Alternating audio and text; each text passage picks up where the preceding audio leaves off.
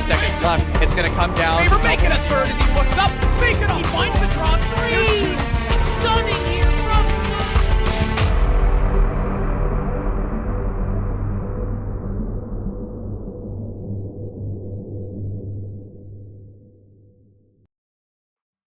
Well, we're back for our second series of the night. We finished, of course, one elimination game, and now we've got another elimination game to play. Benny is gone, though, and, well, look who's here. CDAPS, welcome. Yeah, if Benny wasn't so old and actually had a job and had to go to sleep by 9, then he'd still be here. But instead, me being a night owl, I have to fill in for him and pick up the slack. But regardless, happy to be here for a little bit of a CL elimination match, Jonah. I know, this one's going to be fun. We've got IF, we've got OKAMI. Let's take a look at a bracket, though, see how Group C is stacking up right now. We've got an impressive group. Team Mystic at the helm of this group right now. T3 dominance proving very real for everyone in this group. Taking down IF, taking down Karn & Co. Guaranteed that playoff berth. But we've still got one more playoff berth to decide. And that's going to be between Karn & Co. and the winner of this one we've got in front of us. They both have one loss. Honor, one more loss will mean that they are out of this split of SCS. Yeah, you could say that this is definitely the group of death out of all of them. You got Mystic, who are nuts, then 3 CL teams. Sure, if you want to kind of put an asterisk next to OKAMI as a CL team, because right now with the roster they're playing for, it's not 1/5, 2/5, 3/5, 4/5. It's 0 fifths. There are not anybody that have made a cap in Challenger League yet, but they still hold that title and are still a strong team nonetheless, and hopefully are trying to transition in towards that relegations match that they may or may not have to play. I don't know what the format's going to look like. We don't know what's happening with that, but we do know that they're fighting for their lives here. Right, I mean, this one's tough. Your lives in SCS6, I mean, it matters because you've got Pro-Am at the end of this. And, well, let's take a look at the rosters we've got in front of us actually to see who are these players contending for Pro-Am. Of course, if you're not familiar with IF already, it's Arrow, it's Vivid, Giddy, Inrio, and Subarctic. Impressive players, well-known names that have been in CLT3 for quite some time. Now, the question is, for IF, they are going up against a T3 team. It's a CL name, but it's a T3 team. And when they played Mystic, another T3 team, they got taken down pretty handily. They cannot let the T3 playstyle get in their heads. They've got to play their own game. They can take the lessons they learned from that Mystic game and apply them here. That is where I think they're going to find the most success. They know how T3 teams plays. This generation of players coming in, trying to take down CL, PL talent, they know what they want to do. They know how some of them play. I don't know if OKAMI plays a similar way to Mystic, but if they do, IF have to do their best to apply those lessons and try to get the win that way. Yeah, and for OKAMI, they came in, they had to play against Karn & Co., who, in all things considered, are a strong CL team. They're about mid-table, so, hey, a 2-1 loss isn't necessarily the worst thing in the world when you have a whole lot of new players coming in, like Exo, Rice, Matt Bonger, Bry, and J-Slime.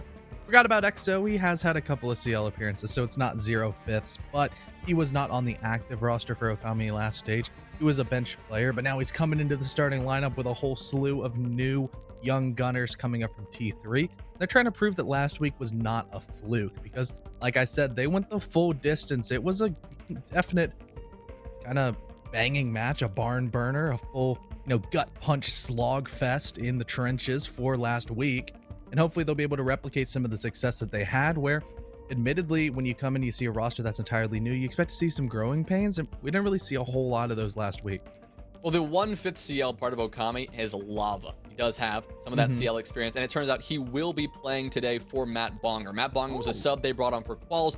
Lava was busy hanging out with friends in Toronto last week, and so he will now be filling in for Matt Bonger once again today. But let's take a look at our player comparison and take a look at, one player from both of these teams that we want to focus a little bit on tonight. It's going to be Giddy on the side of IF and J-Slime on the side of OKAMI. Yeah, both these players, they are the highest rated, but you have to remember that both of these teams suffered a loss, so their stats aren't going to look the best. And sure, J-Slime, he's leading the kills department, but he also did play a whole extra map.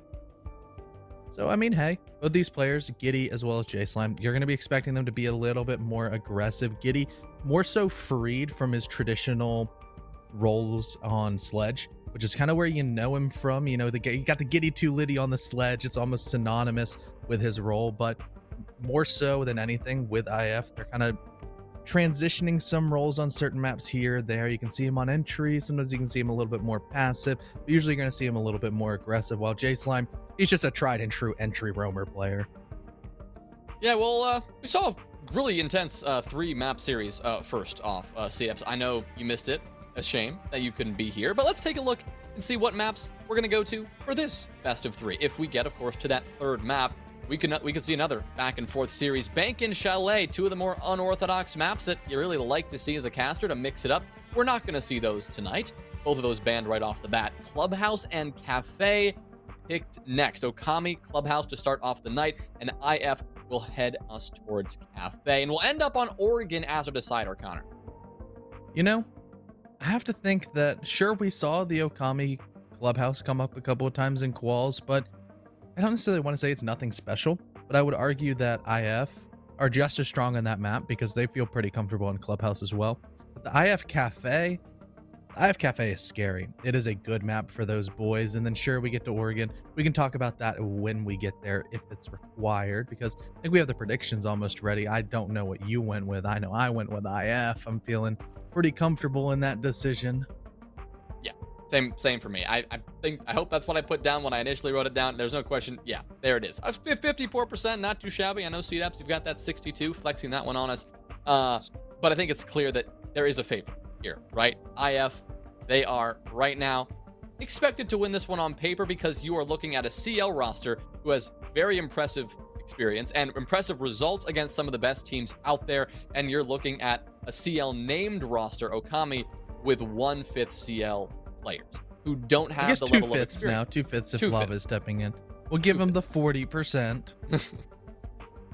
But yeah, 2/5 is not 5/5. It's not the 100% that IF are rocking with in terms of that experience. And well, we've seen that experience doesn't get you everything. We've seen T3 teams with a no CL experience, no experience playing pro league teams, go down or take down these CL teams. Wichita Wolves, they fell at the hands of Surf. Mystic took down IF just a week ago.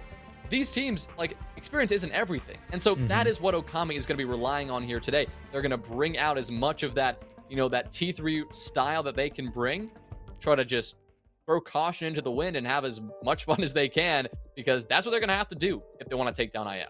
Yeah, and for IF, their play style is a lot more structured. It's a lot tighter.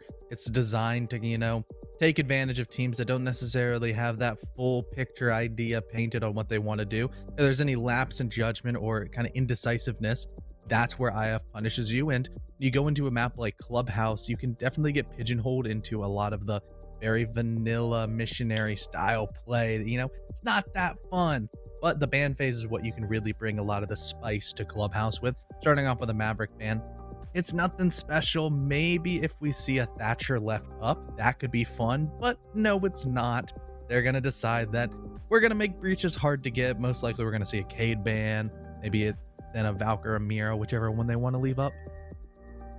I do love the idea that, focusing on the bans here on Clubhouse is always interesting, because we will see there's like a handful of different types of clubhouses that we know, right? There's the with the bandit tricking, and then there's the without the bandit tricking. There's the we see a lot of Capitao play, and then there's the we see no Capitao play. And that usually doesn't come down to the bans all the time, but it's always somehow influenced by the bans. Is there going to be a Habana on the table? Is there going to be a Maverick? Is Maverick going to stay up? All of these things completely can change what we see. But these bans right here, nothing too crazy, right? The Thatcher Maverick ban, the Cade is a default ban from there, and then the Valk taken off the board. It means that, yes, defensive teams are going to be limited somewhat on their intel, no black eye cameras, but defensive teams are used to that at this point because Valk is one of the most commonly banned defensive operators out there. Yeah, she's pretty good.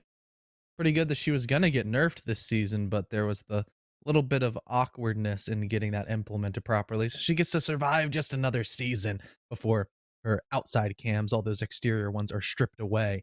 But I think will be a welcome change. I think it'll be very interesting. But on a map such as Clubhouse, they're pretty good.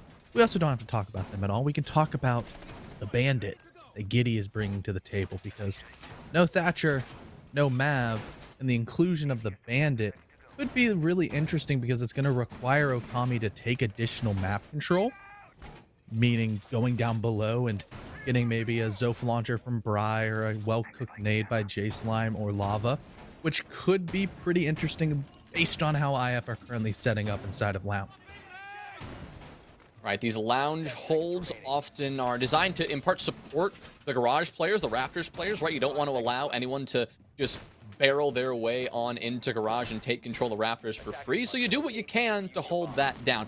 Often the lounge holds have a castle involved, and that's something we don't see from IF. So it's not going to be as maybe of a firm lounge hold as we have come to expect in the past, or much of one at all. Maybe just applying enough pressure to make sure OKAMI is slow about their attacks through garage when they open up those bottom garage panels, that they're a bit more careful before they work their way in the map. But the first step, Connor, of any of these attacks, it's not garage, it's about getting this platform wall open. That is job number 1, and if it takes long enough, that's job number 2, 3, and 4. They've got to deal with the bandit. They got to get these batteries off the wall. They got to get them from going in lounge, Jonah. That's what I was saying. Yeah, they got to keep them from going in lounge, and they got to just get going.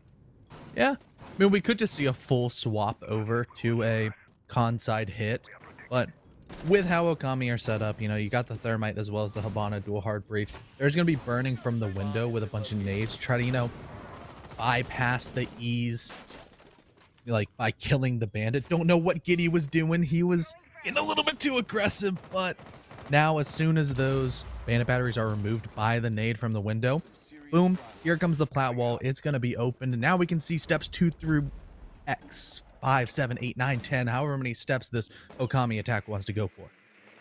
Right, now they can make that decision of do they want to pivot over and go for something of a garage take, or is it going to be a construction push instead? You know, Lava indicating, joined by a couple of players on this west side, that they do want to clear through this construction side and maybe end up going for a bit of a cash push, something that will require clearing all the way up and forcing Arrow back, but it seems that Arrow will not actually contest that aggressively. He'll actually back off himself. Yeah, I mean, at this point, there's about 1:10 left for the defenders, and all they have to do is kill time. About 30 to 40 seconds can be killed by Vivid just on his lonesome. Then you factor in Enrio down below, potentially, with a Nitro cell, and heck, even Sub can get involved with those impact nades if he's going for plant denial, as well as, you know, Arrow. He's getting his gun involved, he's getting his legs involved, and he's going on a flank. The drone just barely spots him out. But now he's living rent-free in the back of the minds of all the OKAMI attackers of when is Arrow going to strike? He could strike at any moment, but the Nitro from below, that's going to strike right onto Exo, and down goes your Thermite. Yeah, that's a really good nade, and that'll help IF in these closing moments. You're not going to have that, rather C4, not nade, to deny the plant anymore, but you still have 3 toxic smokes in Vivid's pocket. Arrow, great play from down below, taking down those X-Kairos pellets. The ones remaining on the wall are not going to be enough to actually get in. Actually might be thrownable, but you're not going to want to do that on the site. Now, Bry will get a good kill as he just kind of walks in behind the server rack, continuing to just spray on through and cash. And with 10 seconds left, it's working so far for this attack. Arrow going to have to be unnoticed and perfect on this flank if he wants to win this round, and looks like he was. Unnoticed, he'll take down one. The bomb will go down, however, so this one is a 2v2 in the post plant. Lava keeping his eye on the red stairs, knows where Vivid is positioned and knows where he has to go if he wants to get this defuse off. Lava will now step up. Arrow will step up as well, taking down Rice. So now Lava has 2 angles to worry about. He'll try to back on off, and he will get taken down. Good shot from Vivid. Really good teamwork from Arrow and Vivid together to take that retake and make sure it could go down successfully. Yeah, that right there, that's Charles Vivid, Awakening _ Vivid, Carlito, whatever he wants to call himself. That right there is a good old-fashioned smoke main that will just be so incredibly dependable that you can never hate on him. He barely makes mistakes. Jonah, we talk about the Gasher system, England system. We can talk about so many different systems, but we don't give enough love and respect to the Vivid system. The Vivid system is just good old-fashioned punch-you-in-the-mouth siege. Well, it worked in that round, right? I mean, you punch him in the mouth with a couple of toxic smokes, then you whip out the SMG-11, you dust some people, and hey, job well done. It wasn't the cleanest defense by any stretch of the imagination. IF should have maybe had a little bit more of an edge than they held in those last few moments, but at the end of the day, all you need is one player on that diffuser to win the round, and that they did. With that, they'll be moving downstairs, Church and Arsenal, their next destination, as they whip out the Mira for the first time. Now, Clubhouse is a map, Connor, that we often, we can see the Mira ban, but it's one of the few maps that Mira is more often than not left up, because she is less effective than a map like bank or chalet or coastline, but still a nuisance and still a valuable defensive weapon in your arsenal. Yeah, more so with, I would say with Mira, she can lock down certain areas to make it so incredibly hard to push. And Clubhouse is one of those maps that almost every single attack seems just as viable. It just comes down to how well are you going to do it. Here, IF, they don't want to have to worry about the Logi blue pressure. Or, my bad, the Moto in blue. Logi's in a whole nother area of the map. It's getting late at night here, but they don't want to have to worry about kind of the main stairs side, leaving just kitchen and dirt to truly worry about without Miras. And those two splits, depending on what Okami want to go for, they can either go for that traditional kitchen blue, depending on how these roamers are going to be as impactful. And you know, he's already getting in a gunfight. He's actually going to get DB&O'd by Bry, who is also on his last wind of HP inside a bar. Sabardic, he's going to take out lava, and that means no sledge. And all that stuff I was talking about with the kitchen dirt, how this roam is going to impact the attack. Killing the sledge is pretty impactful because now you got to think, hey, we might have to go for a Moto blue split, and boom, there's Miras. Yeah, now you're going to have a whole heck of a problem. Not to mention, Inrio has been recovered, sneaking down the Moto hatch and back on his feet. So it's a 5v4, and one of the most essential operators, Connor, as you highlighted, gone. You don't have Lava, a player you'd also very much like to have as you get into the latter half of this round. But Inrio, with his second chance at life, he is going to play extremely aggressively. He's not going to fire just yet, but waiting for the proper opportunity, but finally botching it. Exo able to get that kill and eventually taking down the Vigil, but Inrio has made his impact felt in a big way. He's taken down Bride at very low HP. He's delayed a good bit of time off the clock, and now likely making Exo worried that there could be another aggressive defender sitting down below at any time. Yep. Once again, these plays from IF, they're coming out strong, but Okami, they're bouncing back and pushing this a lot better than you would expect with no sledge. Bri takes down Giddy, in comes Rice with a refrag onto Vivid. But Exo, he's going to walk straight into the bomb site. Down goes Arrow. The diffuser's going down, Jonah. Oh, Bri from above. Good coverage. J-Slime as well will make it happen as Subarctic gets shut down. So Okami brilliantly recover that one, Connor, after what looked like it would have been, you know, all hope is lost in the round. They bring it back. They get through dirt. They get through that kitchen hatch, getting the bomb down. Just a little bit of a bonus point for them, and getting the round at the end of the day. Yeah, that was a really unexpected result for me. And then all of a sudden, just one pick here and there, and all of a sudden, boom, Okami, they can flip the switch, and they got the kitchen hatch open a lot easier than I would have expected. So that's always a big thing where a lot of the times from the defending, or from the attacking side, if you don't have a sledge, you can't really push back the impact triggers or just people ready to throw nitros and take out your hard breacher. But they're able to do that with relative ease, and then all the pieces, they were together. You can just drop. They had main pressure, which could, you know, cross over to the right side and provide that long, deep angle cut that bisects box 1, box 2, box 3, mannequins, all of that area, as well as, you know, just get somebody in dirt so they can't swing box 1 and kill your planter. Drop the diffuser. Boom. Easy. Round 1 for Okami. Well, they'll equalize us here as IF, unsuccessful Church and Arsenal defense. They are going to pull out a site that you go to Clubhouse nowadays and you just really want to see. You never used to see bar and stock. It used to be impossible to defend, but now we've got double bar. That is what IF are bringing out, and that is what Okami will have to figure out a way to attack. Now, we've seen this site very few times across the entire competitive Siege ecosystem here in NA. We saw it in CL like twice. Wichita Wolves did it like both times. Yep, I think they we did it saw both it times. So I think we saw it a couple times in the quals, but this is a very hard site to defend, and even the teams that go here seem to still struggle locking it down. Mm-hmm. Oh my lord. Oh, alrighty, Enrio. There's a ping from a drone, and now there's a dead body. Because Enrio just decided to play his life behind a bunch of soft walls, forgetting that drones exist. Well capitalized by Okami, that early round intel coming out and proving that, hey, we can get a free frag. All of a sudden, Enrio's off the board. There's no Jaeger swinging with a good gun. And it becomes just infinitely easier. because EXO, he's already in lounge. That's almost all the map control you need. You get control of CCTV and cache. You get control of lounge. All of a sudden, you can go for a plant with this half clear. Leave it all up to Arrow, who's the only anchor on site to bear the brunt of all the OKAMI attackers. Well, now Arrow is in a bit of trouble, right? Because he's got attackers bearing down from, yes, everywhere. He's got not the best weapon to contend with that, and there's not a lot of players to support him. Now, Subarctic will get in a brief skirmish upstairs on the metal balcony, and Arrow will try in the meantime and just hope that these Echo drones and the limited intel that he has is enough to keep him alive, and that's simply not the case. Without intel, he decides to tuck tail and run, and he'll get cut off and cut away by Bry at the same time. A 5v3.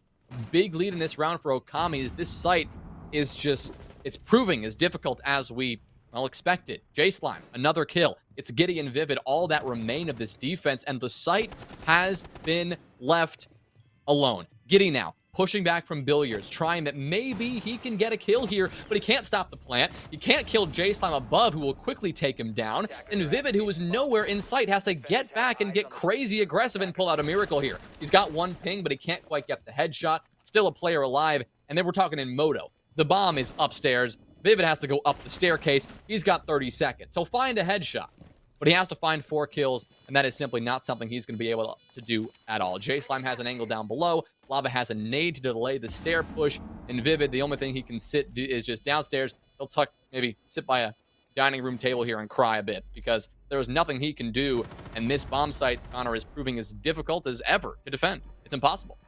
Yep. I don't like this bomb site. It's a thumbs down emoji from me. I have ranted and raved about this bomb site and yelled about it so loud that I blue screened the audio drivers on my PC. I crashed the audio drivers, which made my PC blue screen mid VOD review stream. That's how much I don't like this bomb site. I like IF. I do not like that decision. I pray that they do not go back, or else I will start getting very, very angry. And it probably will not end well. Unlike what we saw with CCTV. It ended pretty well for IF last time around. Sure, you could argue that kind of the early and mid round once again was dominated by OKAMI. They were even able to get the plant down, but their post-plant positions weren't established quick enough because, you know, Arrow destroyed all the X-Gyro pellets on the breach with a well-placed shot from the downstairs hatch, which makes things a lot more difficult, but OKAMI could very easily tweak maybe 1 or 2 things to make this round more successful for them. Right, their last round on this site, it was nothing out of the ordinary in terms of their attack, right? We mentioned that flat wall is their priority. They dealt with the bandit trick by simply just killing Giddy from the CCTV window, which is, you know, the easy way out, I suppose, but Giddy allowed that. They never really decided to push rafters and walk into the setup that we were talking a good bit about in the prep phase. Instead, they went towards that construction side, but not dealing with that player below. Arrow, like you said, Connor, that was a big problem for them, and it limited their options on the site. The only option they had at that point was to walk through the cache door, and there were multiple eyes trained on that cache door. Arrow had retaken rafters at that point because OKAMI had never fully secured that control. So now OKAMI are looking to maybe hopefully change a couple of things up here and there. Whether that's going to start at the beginning of this round or otherwise, we'll wait and see. Looks like we will have Interesting. not simultaneous disconnect from both teams. I don't think that's ever happened before. I have never seen that happen before. Yes, I think we will do a rehost because, you know, of all things considered, you lose your Wamai versus losing your Habana. One hurts a little bit more. One hurts just a little bit more, and it happened to both teams. We're just going to count this as a tech rehost. Not going to really go into a whole lot of details there. But you were saying that maybe OKAMI was going to try to change any things early on in the round, but you do remember that inside a cache, now we've seen 2 out of the 3 rounds. We've seen a very, very early pick for OKAMI, seemingly free from one of the IF attack defenders, feeling kind of in a silly, goofy mood and wanting to swing a window or stand in front of a soft wall staring at a drone while he's getting yellow pinged. So cache might not be the best place for the early round for IF. I would say that they maybe need to change something and not die within the first 30 seconds. Right, that's always a good start, not dying within the first 30 seconds. But heading here, back to CC, it'll be interesting exactly what IF want to do, whether it's the same thing with the bandit trick, right? We see Giddy doing the same thing time and time again. I expect that's what we're going to see from him. But again, the question is, how are OKAMI going to counter that? Will they have to go into the building this time and enter through lounge, like you astutely pointed out last time? Will they have to go for the pressure from beneath, or will they get as easy of an opportunity as last time? Just sit on the window and wait for the bandit to, peek. He's been But doing a lot of that. To be fair, Giddy was getting like full burn down. He probably might have died to a nade unless he went red, and he would have to, just try to zoom on, use all 3 speed of the bandit to not get headshotted. But hey, is what it is. For the side of OKAMI, I'd actually do like that adaptation, just stack a couple people on the window and say, hey, screw it, we're just going to burn everything and use all of our nades to get rid of that instead of having to go below. That early intel reading that, hey, there's a full lounge setup, there's a whole bunch of mute jammers inside of garage on the G1 and G2 walls to make it difficult to open that up. We're going to have to walk in and take gunfights with that entire lounge wall open, shields, people playing these positions. The hatch over inside a construction open. That means another site player can just kind of drop and flank you as soon as, and kind of pop up like a whack-a-mole. As soon as you knock down one player, boom, another IF could spring up in any location. So, burning from a window, nading, getting a free kill, that was a pretty good kind of alternative. One, speaking of alternatives, I'll mention is the interesting question of why IF chose to ignore gym and bedroom site completely. If anything, Connor, I feel like recently the gym and bedroom site has just gotten stronger, and it's returned to this meta. So going to double bar is just so odd. Like, I get that if you lose all the bomb sites and you just have to choose something and you have a double bar defense, might as well go there. But going there instead of what some teams prefer as their primary bomb site on Clubhouse, by the way, going to double bar instead of gym and bedroom is something that I think may haunt this defense if they're not careful. Because if OKAMI makes some adjustments here on CCTV and cash and win it, then IF find themselves in a predicament where do they go back to basement and try to maybe see if OKAMI will win that one again, and then go just gym after that? Do they go straight to gym? There's so many questions here, and you put in a little bit of a problem. Ignoring a favorable bomb site for more of an experimental one is always something you look back on and go, was it worth it? Okay, this is OKAMI's map choice, so maybe they don't feel a whole lot of pressure. And I would almost argue that you were saying that teams removing gym is not a good plan. I'm like, yes, because CCTV, that's a bomb site that sucks. Don't like that bomb site. It's so easy to attack. It pretty much requires the attackers, for the defenders to win, it requires the attackers to massively mess up and just skip a step.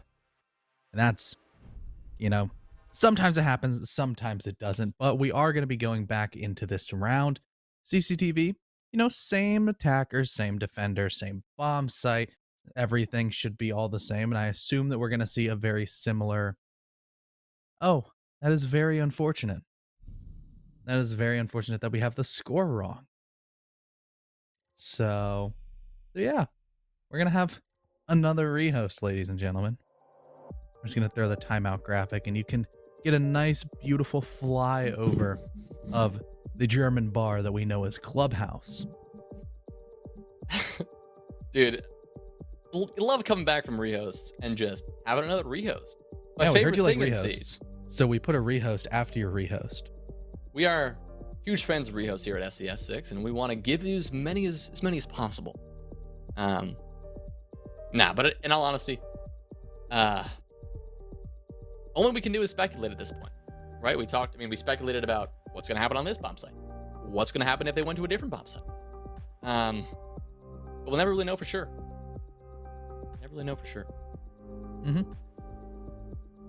It's just life. It is. Especially when you have so many rehosts and you've only seen 3 rounds of a map. I mean, we very well could have gotten through the entire first half. But instead, we're still sitting here, Jonah. We're just vibing about halfway through the first half of the first map. And it's Clubhouse. Then after that, we have Cafe in Oregon, Not necessarily the maps that you want to spend all your time and stay up really late casting. But, still should be fun because there's a lot of stakes on this game. Teams, they're fighting for their lives. It's an elimination match. Whoever loses, they're gone. They're in 12th to 16th place. It's a big no-no. And for both of these teams, IF coming in, they had big, put a big target on their back. Everybody's like, oh, we want to beat the third place CL team. Or pardon me, they were tied for 4th and 5th. I think you're right. 3rd and 4th.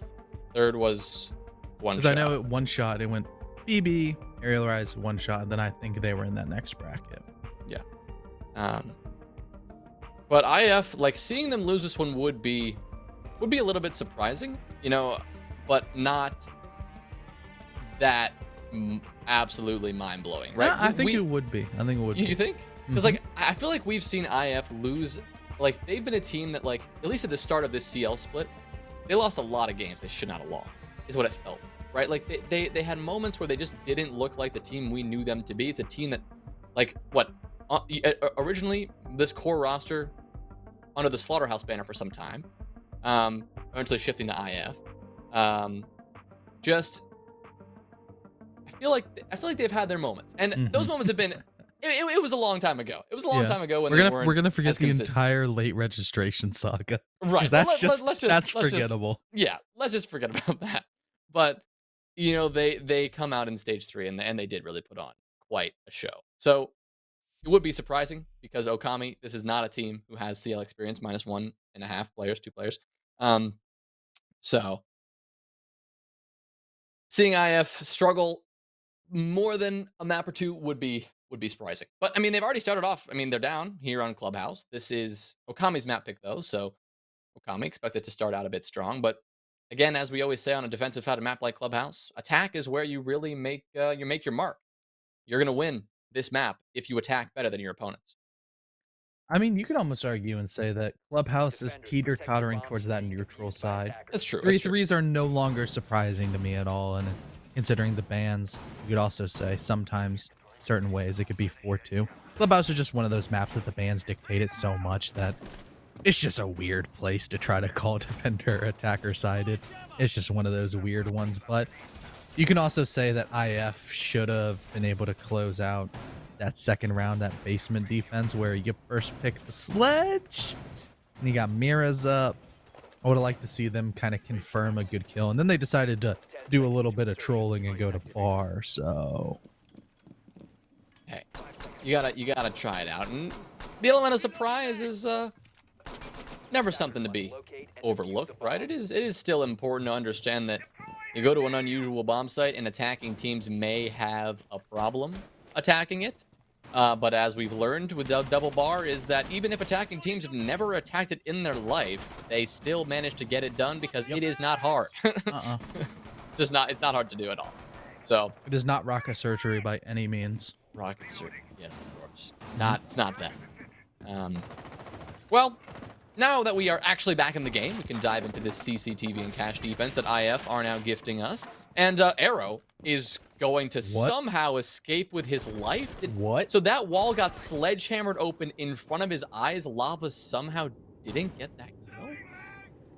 I'm just as perplexed as you. And Arrow gets a kill onto J Slime that he is on borrowed time. He got a kill on borrowed time. Lava's gonna be kicking himself about that. And if J Slimmy Kitty isn't just absolutely furious when he watches this VOD, I will be perplexed. But now that borrowed time, it's gone. Arrow knew that he should have been dead, so he's just getting a little bit aggressive. It came all the way down the red stairs. Unfortunately, he ran right into Bry. He's been having quite a good showing on the zone. Yeah, already opening things up after the rehost with a kill, staying loose, staying I think he hungry. had 5 or 6 kills pre-rehost as well. Yeah, impressive stuff from him. And he'll be looking to continue that. He's still alive in this round. 90 seconds to go. Still a lot of this round left to be played. And OKAMI, interestingly enough, are quite spread out right now. Bry is now heading all the way out to the grapes, up to the warehouse, where he will maintain a very long angle over towards the site, while the 3 of his teammates work their way in from construction. Lava, currently in logistics, will now join his teammates of both Exo and Rice in contesting that position. And because Arrow has been dealt with, there's no longer a player who can sneak down below and take care of those X-Kairos pellets once they get on the wall. But one step has to happen before then. There's a bandit battery that needs to be taken care of, and we're seeing 2 nades get thrown in, and I believe not focused on that bandit battery. Is that wall still electrified? It might be, because Vivid's going to take down Rice, who just walks in the door. that wall, we're now confirming, has been dealt with. Okay, so that, oh no, Rice walked in the door, sacrificed his life for the bandit battery, I think. You gotta respect that. That's mind over body, because bodies are about to start dropping. A rotation up red as toxic babes are getting thrown towards the window. Exo, he's the one with the diffuser, and he's locked up on CC window trying to go for this weird plant, but he's gonna get taken out nonetheless. Giddy is able to fell Bry. Lava gets the refrag, but it's a 3v1 situation. He doesn't have any left in the tank. Vivid's gonna clean it up for back-to-back victories on this CCTV defense. You gotta say, from IF. the stall was real from OKAMI, but well played by IF. IF didn't, again, do anything too crazy. The one crazy part of that round was the very beginning, that Arrow was able to escape alive. Not only that, but get a kill onto J-Slime. That in itself delayed the attack a good 30 seconds, because J-Slime, whose job it would have been to take care of those bandit batteries and contest heavily onto Giddy, onto the bandit, and all those players running around the site, was unable to do so because Arrow just got aggressive and just collected that kill. Bry was able to get it back and was eventually able to reposition and maybe prove effective from the long angle, but that is one decision that maybe OKAMI would want back. Instead of sending Bry all the way out to play for that long angle where Bry couldn't do anything to actually support the team, maybe you decide to either rotate somebody else to Bry's position on that platform wall to support it, or move Bry around to the construction side. So some other type of pressure, not to basically isolate one player away from the rest. In any case, we could speculate all day. But we're actually going to be heading back to one of the sites we've already speculated about. It is great to see gym and bedroom back here, and IF, they're not going downstairs to church as they've already lost it. They're not going to touch bar, thank God. They're going to go to gym and bedroom for the next round. Yeah, and gym is arguably, I would go out on a limb and say it's the site most changed by the presence of Mira, because it makes that Logi cross so much more lethal, and it makes pushing the breach pretty terrifying with the bathroom Mira, which a lot of these holes, they're opened up regardless for rotation ways, but all of a sudden when you can rotate off, tuck your tail between your legs and run away, scamper, scurry over towards safety, you can just turn around and look at a Mira window, shoot back. It's a lot better, but as the Logi hatch is already opened, the one thing that is really susceptible to being naded would be that Logi Mira, which if Lava was the one up there, he could call for some burn, because I think there's only a single ADS, and then boom, Arrow's dead. That wouldn't be a fun way to go out. Yeah, you can see the one ADS there tucked along that wall. So Arrow, he's trying to delay that nade by just playing aggressively, right? We saw him right on that hatch early on and just try to get a frag, just get aggressive and maybe take out the sledge if possible. But hey, Lava's over on the other side of the map right now. J-Slime is as well. We're seeing a pretty full cache clear coming through from OKAMI. And, well, IF are going to let them do that. No heavy cache extension for them. Only a slight construction extension, but not a heavy construction extension either. No, like, deployable shield, I don't think, in the middle of the room like we might see normally. It's just going to be the mirror window holding down construction for as long as possible. Yeah, there's actually a shield on the bed, which makes it really hard to get a lot of the angles from the master windows, which is where J-Slime is currently rotating over towards. And it makes certain positions like bathroom that much more fortified. But then the complete opposite side of bathroom is Inrio on the deep roam. He's towards stock, and if these con players eventually push up, like Lava is trying to do right now, they get shot from a pretty cheeky angle. I like the innovation right there from the IF defenders, as they're just making sure OKAMI don't really have any great ways to enter in, but will not be cut off from both smokes, nitros, anything. Ooh, Arrow from above. We'll take a quick engagement with Bry down below. Inrio as well, trying to play vertical, just trying to get as much impact felt onto these OKAMI attackers as they bear on this side as possible. But these mirror windows are still proving pivotal positions to hold, and OKAMI have been unable to deal with them so far. As I say that, Lava will drop down, shut down 1, getting 2, trading with Giddy 1 for 1. Subarctic will respond, though, using that other mirror window and doing so perfectly. Not only that, moving into that long haul to make his impact felt elsewhere. An even 3v3, but Diffuser has been dropped, and in Rio, he's gone unnoticed. He'll collect 1. J-Slime jumping through the window, could recover this, but no, shut down by Subarctic at the last second. Between him and Inrio, they'll down the last 2 players, and IF, they will go to Gym and Bedroom, and they will succeed on Gym and Bedroom. That's 2 successful defensive attempts in a row. Yeah, these last second executes from OKAMI, they're not doing too well against IF, where that's kind of where IF thrives, is in that organized chaos. That final 20 seconds, that final red zone as the clock changes colors and everybody kind of goes crazy because you don't know what's going on. You aren't necessarily going to check corners as close as you would like when you're entering in the bomb site, because every second matters. That's where the IF defenses thrive. And for OKAMI, the success that we saw in their attacks, or when they were able to execute a lot earlier on their basement push, they were executing at like 55 seconds. That's nowhere near the red zone. That's where IF got caught off guard. They were able to just flood the site, and they had the pieces earlier on that gym defense. I think that they could have flooded around 50 seconds once again, but they just sat a little bit too passive.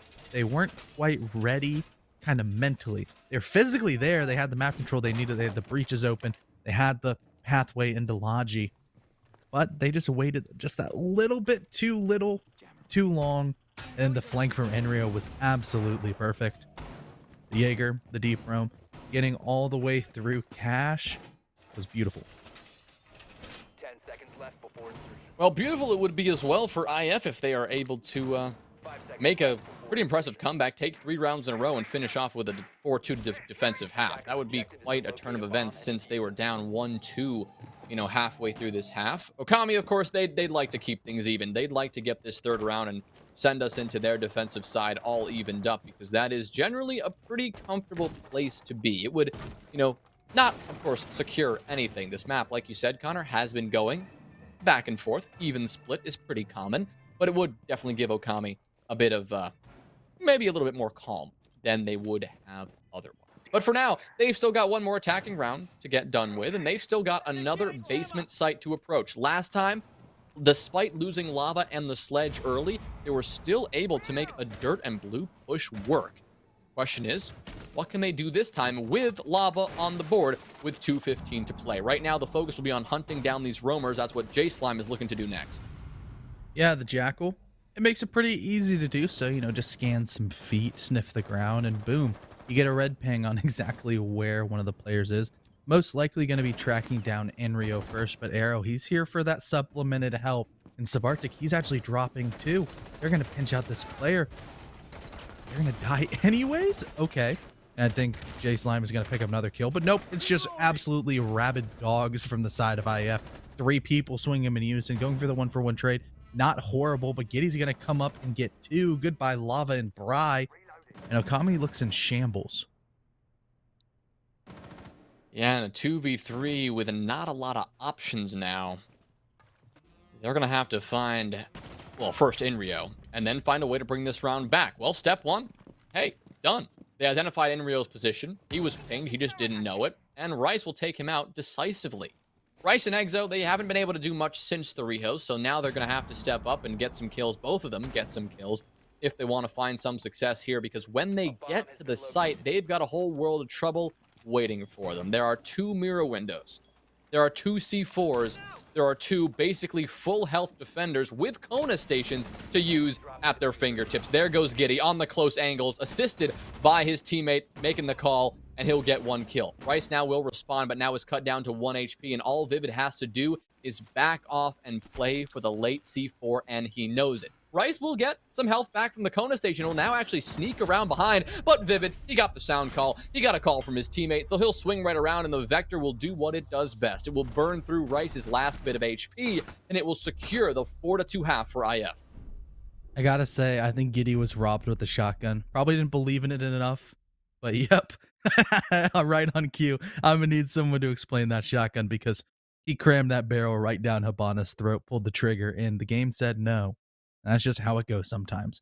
But from IF starting off with a win and then 2 quick losses as OKAMI surged into the lead. They bounced back and got a 4-2 split on what was looking like a pretty attacker-sided clubhouse. Potentially ends up being the default defender split where OKAMI, they were able to get a lot of pressure in the early round and looking good all the way to the transitionary period when they went for their executes. A lot of the time, they weren't quite ready to commit, and IF capitalized on that fully.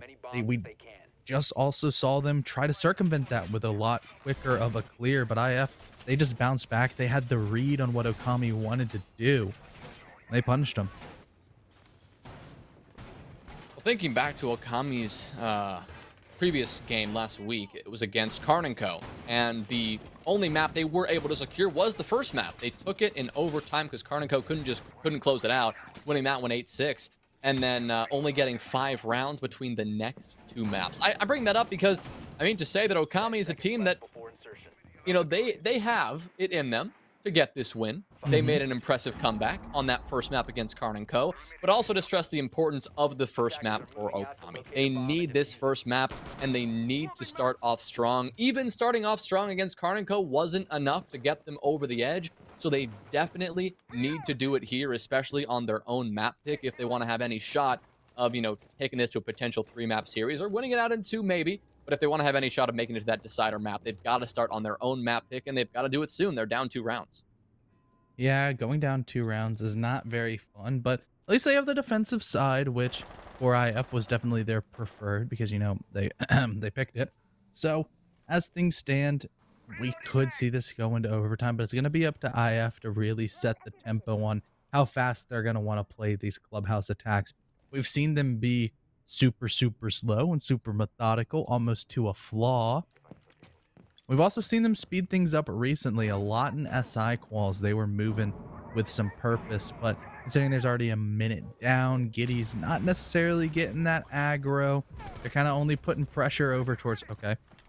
As I said, Giddy's not getting aggro. He's just way smarter than me and cuts down Exotor Life 3.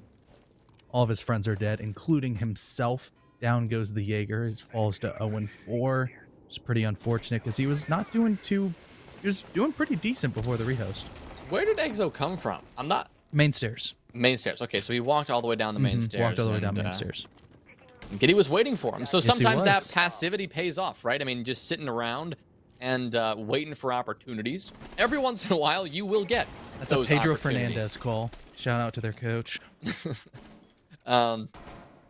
Opportunity, it came, and they took advantage. Lava's also been absolutely lit up here, and that's not gonna do him any favors as he gets into the latter half of this round. But Bry will support him beautifully, getting a kill onto Vivid and shutting down what could have been a disastrous crossfire for those two defenders. Because now you've got the rest of this team gearing up on this construction side. Inrio will still sit all the way back, holding a long angle, much like we saw Bry do several rounds ago. But no kills will be found for him just yet. Since that opening pick, IF have been relatively quiet.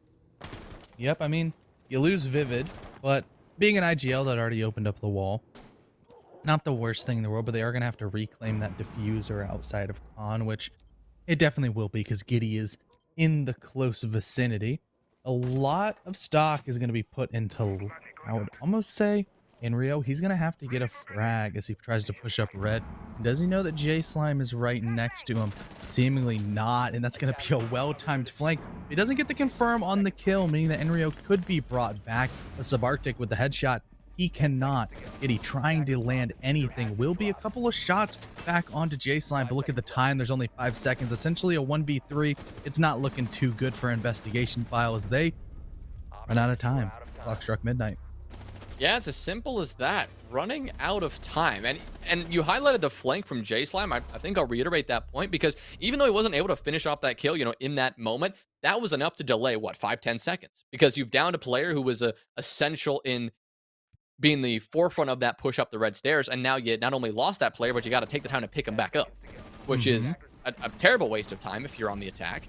And yeah, that was a little bit of a troubling attack overall from IF.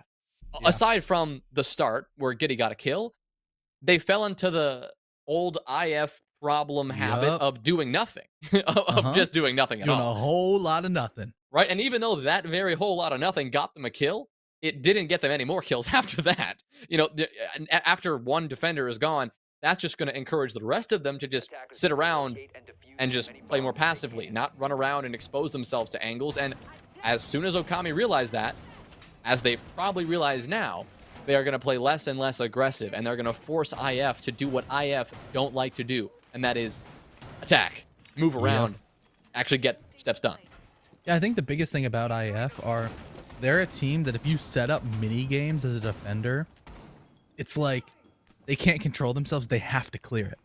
They have to solve the game.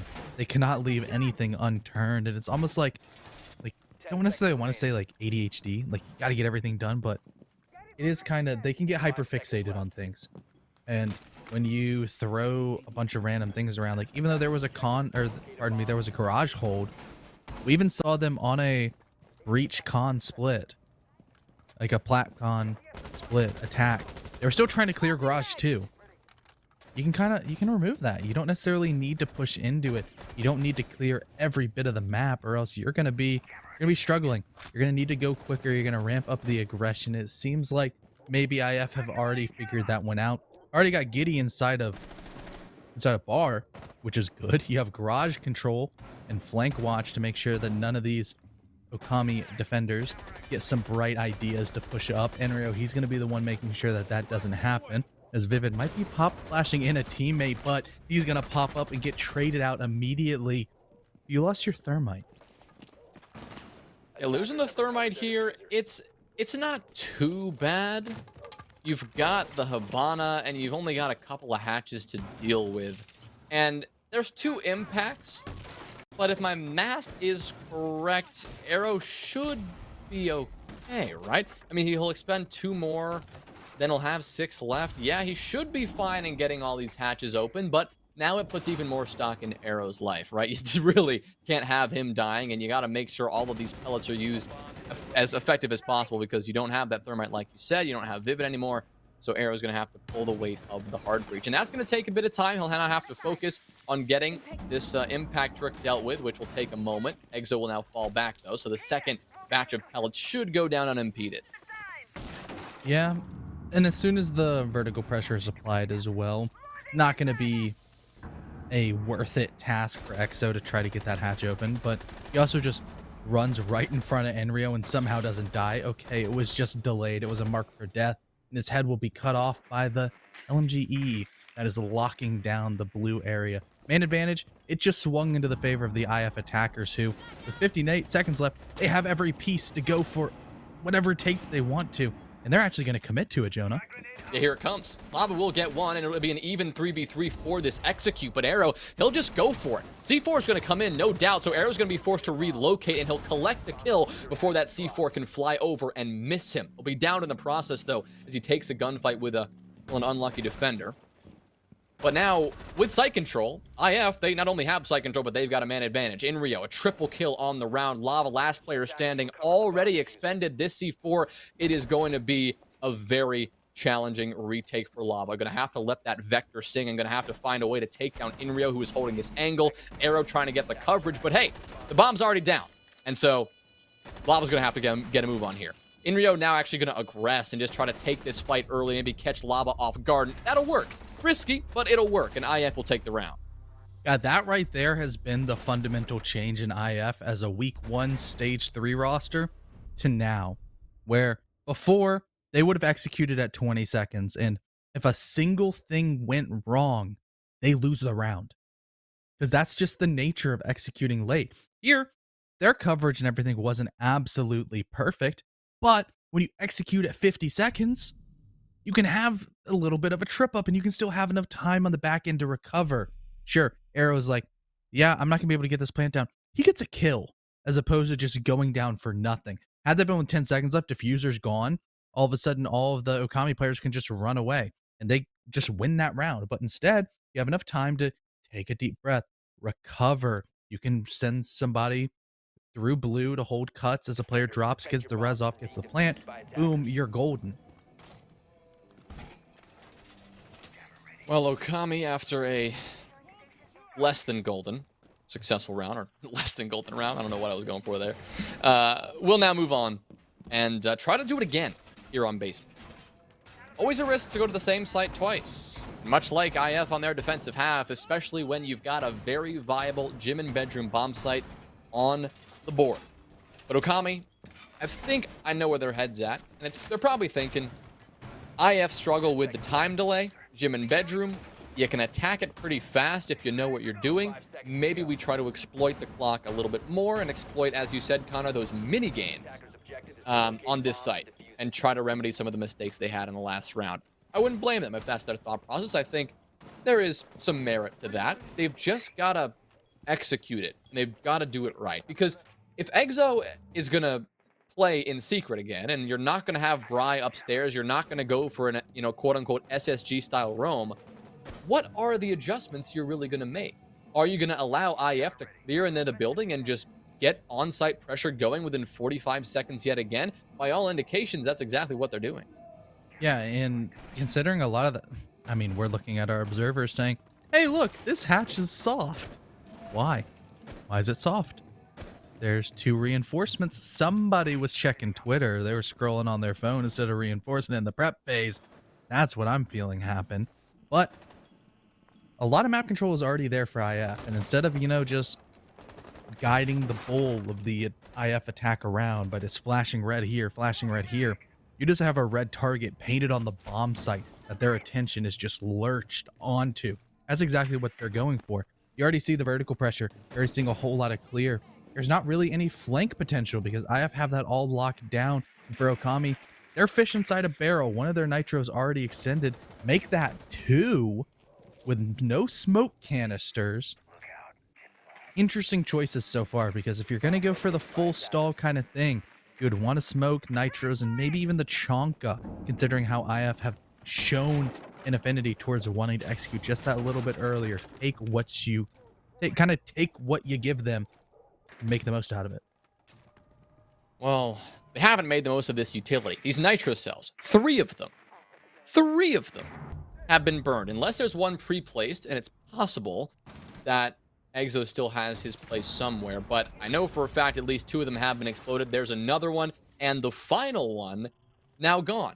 All before the plant has even been attempted. Not what OKAMI are looking to do, but still, IF have a job to get done, and they're going to start with a great kill onto J-Slime. Good work from Subarctic. Great coordination with that drone, and they'll get that opening pick. Now they've got to find some more. It'll be Giddy on the hatch looking for a couple of kills. He'll get slammed by Lava. Good shot all the way from Church, but now losing the mirror window. Oh, no. Bry steps up from Moto and shuts that down. That could be big, and that could delay the IF push, but it's not going to delay the plant. And look at this. There are no C4s or any plant denial to deny Vivid. Somebody has to swing on him, and Rice, who tries, gets shut down by Arrow. Great coverage from Arrow on the long angle. That's a double kill for him. It's Lava and Exo who have to step up. Vivid says no to one of them, and once again, it is all on Lava's shoulders. He'll get one. Subarctic is down, so it's a 1v2, but Inrio from downtown will take Lava away. And that is another IF attack. OKAMI, the C4s, wasting it. It killed him. It really did. It really did. Because you had one job. You have one job on basement. Make sure that they can't get a default plant. Use your nitros effectively. Make things more difficult. Instead, you give all of IF... You give IF every key. You give them the, like the janitors when they walk around, they have a giant key ring. Oh, you gave them, they handed that to IF as the defenders. They are the wardens of this clubhouse. They're supposed to be locking it down. They handed the keys to IF and said, here you go. We're going to sit in this small room with a bunch of nitros to try to stop you from planting. And you're like, okay, this could be fun. This could be interesting.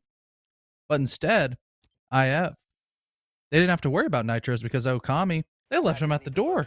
They had to go through security or something. I don't know. They left him there. And they forgot. They forgot to bring their nitros. They wasted all of them. And they can't do the very thing they're supposed to do. Stop a default plant, because all you need is the hatch open, somebody on main, somebody down dirt. And you can get a plant off on basement. That's only 3 people. Everybody else on IF, those other 2, they're extras. They're floaters. They can do whatever they want. And they just absolutely picked apart OKAMI. I actually love that comparison, like that gender keyring. And it really rings true because this was the round where they didn't even reinforce the moto hatch, where they didn't roam at all. And within 45 seconds, there was a breaching hammer smacking the floor and opening up on the site. Yep. It was like they opened the door to the timing, to the moto hatch quite literally, and then to the plant because they just couldn't get the C4. So I like where you're going with that one. But IF, only place they're going is running away with OKAMI's map pick. It's 6-3. They have a 3-round margin, and attacking on Clubhouse hasn't proven any more difficult than defending for them. They've won basement twice.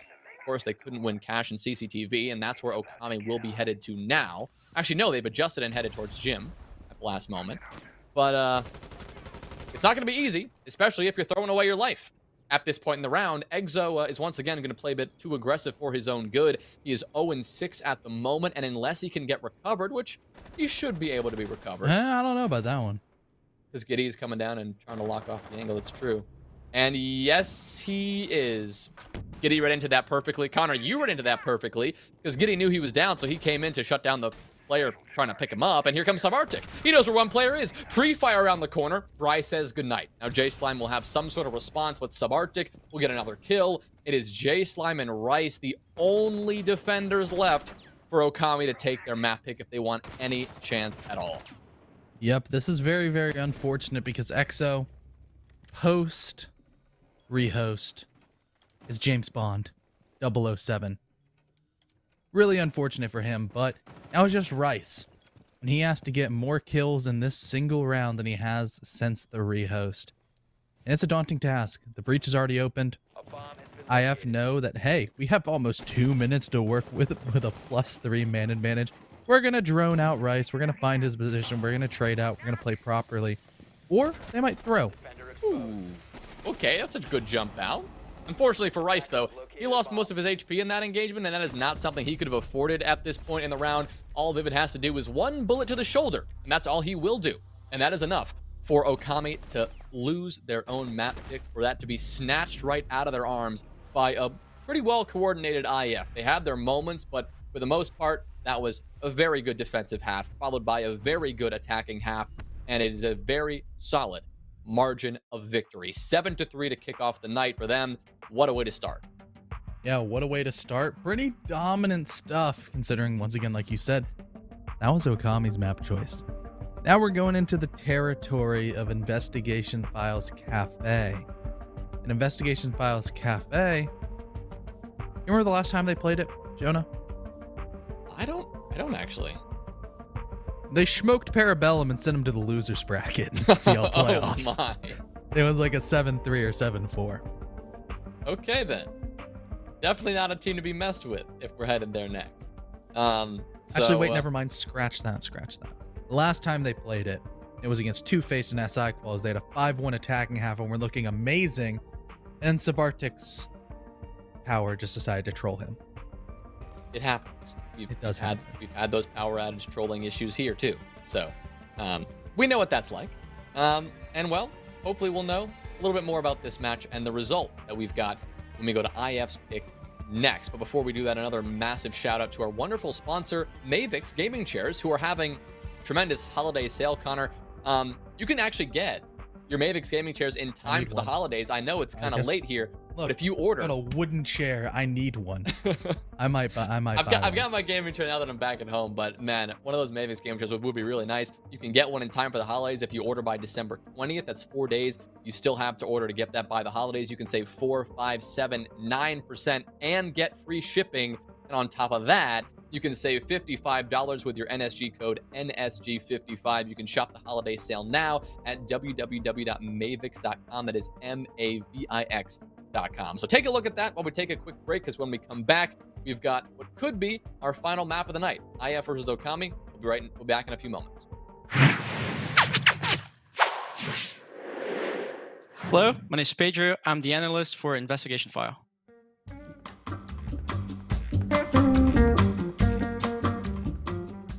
I say it's pretty important just because it gives us something to compete for. Off-season in Siege is pretty long. There's like 3 or 4 months where we usually wouldn't have anything, and having SCS to fill this gap really gives us something to compete. So it's pretty good.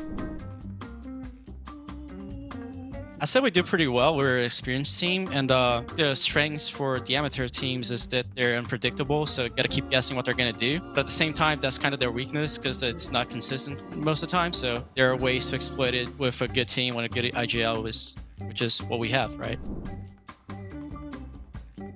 Beginning of CL, we really struggled with our attacks. We kept working on it, and by the time playoffs came around, we were pretty good at it. We're just trying to keep it more consistent and trying to keep it, just trying to improve every time. Just trying to get better.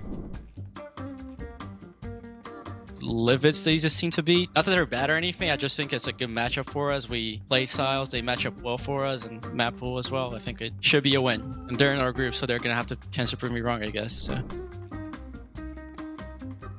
I say Arrow, he's always putting in the work. Like, he's always like just trying to like come up with new strats, come up with new ideas, and he's always there like working hard to make our team better. I think he dedicates a lot of time to make us a better team, and people, they won't see it, right, because they're just watching the games, but he puts in a lot of work. I feel like we have a pretty solid team, but I guess Giddy, like, I wouldn't say he's doubted or anything like that, but I think his role in game is way bigger than like you would normally see. He has this very important part in our team's comms. Should definitely be in PL. Like, he has a talent, he has the potential, right? Yeah, he should be there. So I think Inrios should definitely be in Pro League. Like, he was the CL MVP this last stage. He was gunning. He's a great player, a very smart player, and people don't really notice him that much. And I think he should be in Pro League. Mint chocolate chip. That's the best one. It's not basic. It's kind of different. I like it. There's a crunchy part with the chocolate. It's pretty good. I am majoring in history at the University of Kentucky right now, and I'm a senior currently, so about to graduate. Has nothing to do with what I do in Siege. I basically run a lot of stats, but, you know, I like it. So there's this French show on Netflix called Lupin. It's pretty good. It's about like a gentleman robber. I basically watched all 10 episodes overnight, so it's pretty good.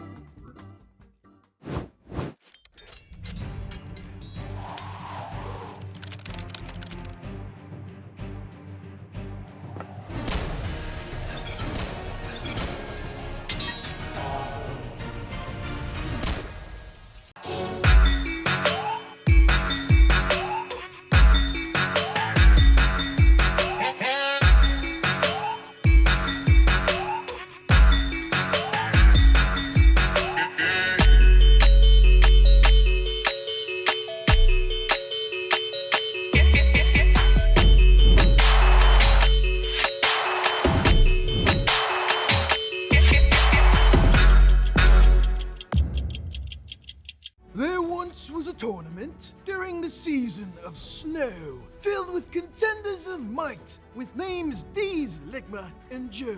The road was a trying one, wrists aching with cramps. In the end, victors rose. We call them Winter Champs. Before they departed, they left us these words. Our journey's just begun. All thanks to the nerds.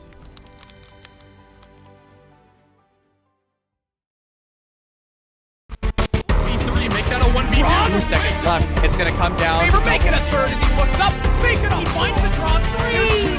Stunning here from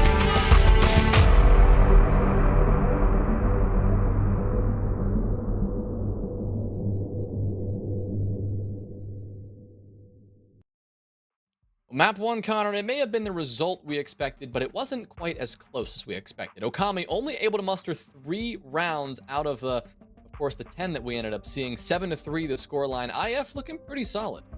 Yeah, I liked what I saw out of IF. They had that first attack where you were like, darn, is old IF rearing its ugly head? And then quickly those thoughts were dispelled, and they were dispelled with force. As you know, IF just came in like a wrecking ball and obliterated OKAMI's defenses. Nice. Shout out Miley for that one. Oh yeah. But yeah, I mean, great performance from IF, not only on the attacking side, but on the defensive side as well. They started off strong, and then they continued that over to the second half. We saw a couple, and we highlighted a couple of pivotal mistakes that OKAMI made. But for the most part, it was, I feel like, just a game of IF outclassing them, less of a game of OKAMI making silly errors. Don't get me wrong. There were a couple of those silly errors, but there were still moments where IF just simply looked better. So, I mean, you can see the stats as well. You can see what kind of result we ended up seeing. This is combining the stats before and after the rehost. We highlighted how Exo wasn't able to find a kill after the rehost, only going 2 and 8 overall. But I mean, you look at a player like Vivid and Giddy, who put up very impressive numbers and play the objective as well, both getting a plant down. Yeah, I mean, Giddy got that one that Arrow fumbled, but then whatever, he got rezzed, and then they still won that defense. But it is kind of interesting to see the low plant count from IF on a map like Clubhouse, which you can get the bomb down a good bit, especially on the basement bomb site. But hey, we didn't necessarily see it happen that much. And with IF, this is a team that we talk about plants the bomb more than anybody. I think Vivid almost had 30 plants across CL stage 3, including playoffs, and that's a ridiculous number. That is a ridiculous number. You got the golden briefcase, you got the backbone award for CL, but for going towards Cafe is definitely a lot more of an interesting map because you can play it 2 different ways, Jonah. You can either play it, you can see super aggro defenses, or you can see super kind of util oriented defense, and the same can be said about the attack. You can go very slow and methodical. You can go top down, you know, floor 3, 2, 1. Every single attack, it doesn't matter what the bomb site is, whether it's 3rd floor, you know, just take piano, boom, you got sight. For reading, take piano again, then move to cocktail, take cocktail, you have vertical pressure over the bomb site. Or the basement, you know, you start on the 3rd floor, you push those roamers down, you keep on pushing them all the way till you get to the bomb site once again. But there is the vertical play once again that will be very, very impactful. Sometimes we even see sledge or buck bans on this map because of how prevalent it is.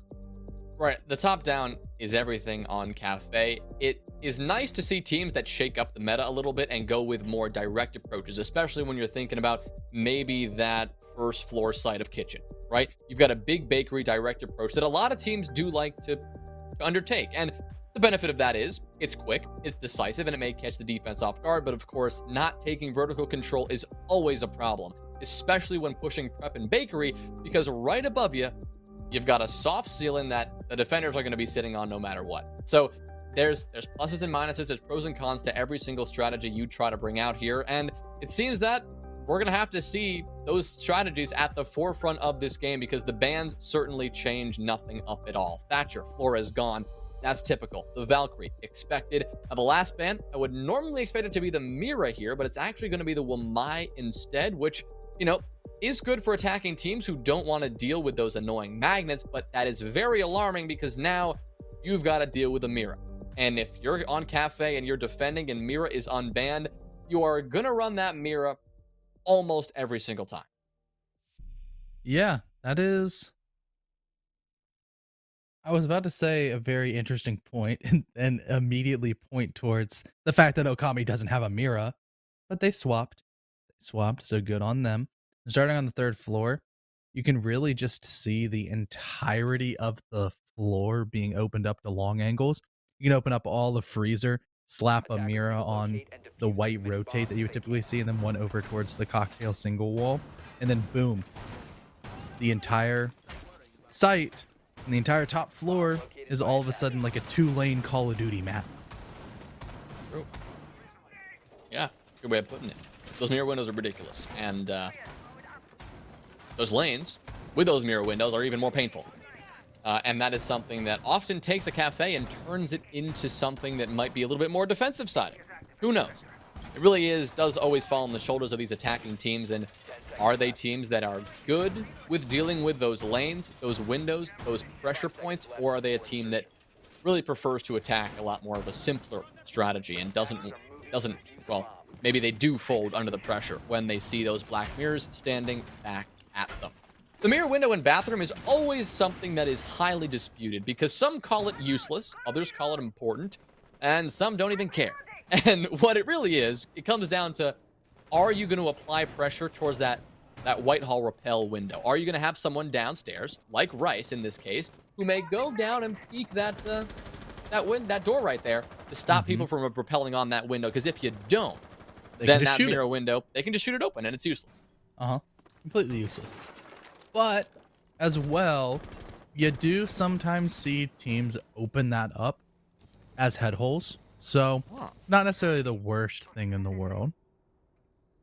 Is that a mute jammed window? Yes, it is. So unfortunately, Inrio cannot burn the barricade with his drone, which is what he was wanting to do because, you know, he's Yana, he gets infinite ones. So what's one drone when you can just get rid of an Aruni? But now, because of no Wamai, the Jaeger's being placed elsewhere and burned accordingly. Down goes your pixel shield, and Bry, the only kind of thing he can do to stop them from taking pixel is sit on a Mira that can be shot from outside. Well, the piano pressure still building now from IF, but they've yet to get really into the building here. And considering the 90-second mark has come and gone, it is not usually a good place to be. They're finally going to put somebody on that white all repel, so Giddy will finally be able to challenge the bathroom player. He'll have a nade or two cooked up, but there's a C4 to greet him. Beautiful throw from J Slime. Giddy says goodbye, and the 2 nades that he had in his pocket will say goodbye as well. Only 1 nade remains, or actually 3, because you've got Subarctic as well, who's sneaking there at the bottom of the leaderboard on the Finka. But you've got Inrio with the other one in pocket, who will take up the very same position on the window, looking to maybe battle back. Huh. You actually can't shoot that one if it's tucked deep left, but Inrio gets stuck with a Semtex and trades himself out with a quite literal refrag grenade. But it's a 4v3. Not necessarily the worst position in the world from IF, but they've seen better days. Whoa. Lava hits the 180. Goodbye to Subarctic. That's going in a highlight reel for sure. So he's trying to get more kills. Vivid swinging down white. He's going to take down Brian J Slime. He's flanking the other which way through the Cigar Humidor. Never mind. He's just going to sit over by Long Bar as everybody in Okami, they're playing passive. They're playing trained. They know that IF have to push right into them, and that's what J Slime's going to learn the hard way. Vivid and Arrow, they're still left up. There's only 7 seconds left on the clock. Vivid's taking a whole lot of damage and make that all of his HP as Lava goes for 3 and Lava goes for 4. Okami, they stalled out IF pretty well and reaped the benefits. That was perfectly executed by Okami. And I pose the question, is IF going to be an attacking team that knows how to deal with a Mira and do it quickly? And we got our answer. And it was a big fat no. They could not deal with the mirror window in the bathroom. And I mean, eventually they put somebody on the window, but they did it 90 seconds into the round. Are you kidding me? Like, you gotta do that sooner. If you know the mirror window's there and you know what you have to do to stop it, at the very least, get somebody challenging that as soon as you safely can. And try not to get nitro celled while you're at it. 2 players died on the very same position. And that can be all credited to a mirror window, because they wouldn't be there unless they had to. And they had to because the mirror window was sitting in bathroom. So it is as simple as that. It is as well played as that from Okami, and sometimes for IF. Connor, you mentioned they get tunnel vision sometimes. And I think this was another example. They found a mini game. They engaged with that mini game a little bit later than they should have. And they never really played the game and won it. They lost the mini game. They lost all their tokens on Skee Ball and didn't get to play any of the fun ones. It's unfortunate. What are the fun ones? I don't know, there's a bunch of them. There's a bunch of them. I feel like Skee Ball is a fun one. Is it not? Skee Ball, I don't know. When's the last time you're like, man, I really want to play Skee Ball? I don't think ever in my life. Exactly. That's fair. It's like, when was the last time you purposely went out to go get vanilla ice cream? Like, it's good. Like, you never, like, crave vanilla ice cream. It's like, you kind of just have it. Right, you can crave the better ice cream. Yeah, you crave. Like, oh, yeah, let's get some Rocky Road going. Let's get some cookie dough. Let's get something fun. But Skee Ball? You're not going to complain because you're still playing Skee Ball. But you're not going to be like, man, I just had a really fun Skee Ball game today. I'm going to go play some Skee Ball. Yeah, you're not waking up just excited to go to Dave and Buster's because you're going to get to play Skee Ball. But enough about that. Let's talk about the actual game, John, before we get too off. Yeah, it's good. It's a good idea. It's a good idea. In the actual game, we've got another standard approach from IF entering through piano. But they don't have to work their way all the way to kitchen, right? We're not going to see that just yet from Okami. Instead, it is going to be a reading hole. A reading in dining, a reading in fireplace hall hold. So, theoretically, IF don't have the entire map to clear out, but they still have a petulant top floor to defense. And they've got some mirror windows to encounter, and as we've found out, that is not easy to do. Yeah, definitely not. But, I mean, Enrio, he's already inside. Could just drop and go into sight if he wanted to create some chaos, but probably will not be doing so, as they're going to need his Yanas, they're going to need his nades, they're going to need a whole lot of stuff to burn the maze and labyrinth of utility that OKAMI has set up on this top floor. We're at the mirror windows. Those nice long angles. They've also got the Mira just sitting there, taking it from Giddy. There will be a refrag, but you lose a Nitro cell, which could be quite impactful. Just as impactful as we're going to see right now, a sub is going to fall to one. J-Slime, in the meantime, he gets refragged by Vivid. It's just been punch for punch, blow for blow. But right now, Enrio with the flank down white, he's making sure IF comes out on top. Yeah, it's just Exo left alone now that Inrio goes for 2, and he's going to have to find something of a retake here, but he's got 2 players bearing down at him from all sides, and he cannot do what Inrio did just a moment ago. He'll take down Inrio, but he cannot get the second. Well played there from IF on that attack. It was an impressively fast clear of Cocktail. Not something I expected from IF, considering what they struggle with and their struggles in the previous round, but learning from their mistakes, making the proper adjustments, and moving quick enough to catch OKAMI off guard. And as we saw, Exo, he was so surprised that he wasn't anywhere close to the site itself. So by the time IF took that control and just stormed into the site, he was caught storming back down the red hall, trying to get something back when really the control had already been sacrificed. Yeah, pretty much there were 3 kills on white stairs of OKAMI players not looking at their assailants. That's unfortunate. That is very, very unfortunate. Or well crafted if you're IF, applying the good old phantom pressure towards Cocktail, really kind of sectoring in the attention of the OKAMI defenders to, yes, this is the more pressing issue, as all of a sudden Enrio just walks up and scoops his freebies. Well played on OKAMI, or pardon me, on IF to find OKAMI's flaws. But they're going to be running it back turbo style. They want the exact same defense that they feel like might have gone just a little bit better if they were looking at the gunfights that were coming towards them. Well, we're actually going to be going to the same bomb site again here, Connor, which running it back turbo style. Yeah. And I don't know how I feel about that, per usual. When there's a kitchen site that is very viable, with a kitchen site that loves to waste time, and IF struggled with the clock. But OKAMI seemed to know what they did wrong. Maybe that's just look towards your assailant, like you said. That's half the battle.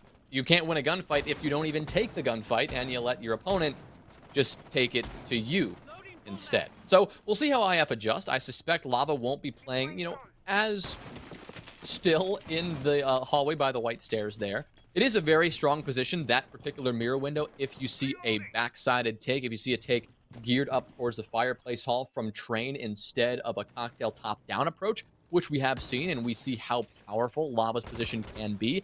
But for now, that may not be the focus, because once again, IF will enter from above, and they're not going to indicate which execute they're going to do just yet. We'll learn in a moment when they either push out these players in Cocktail or not.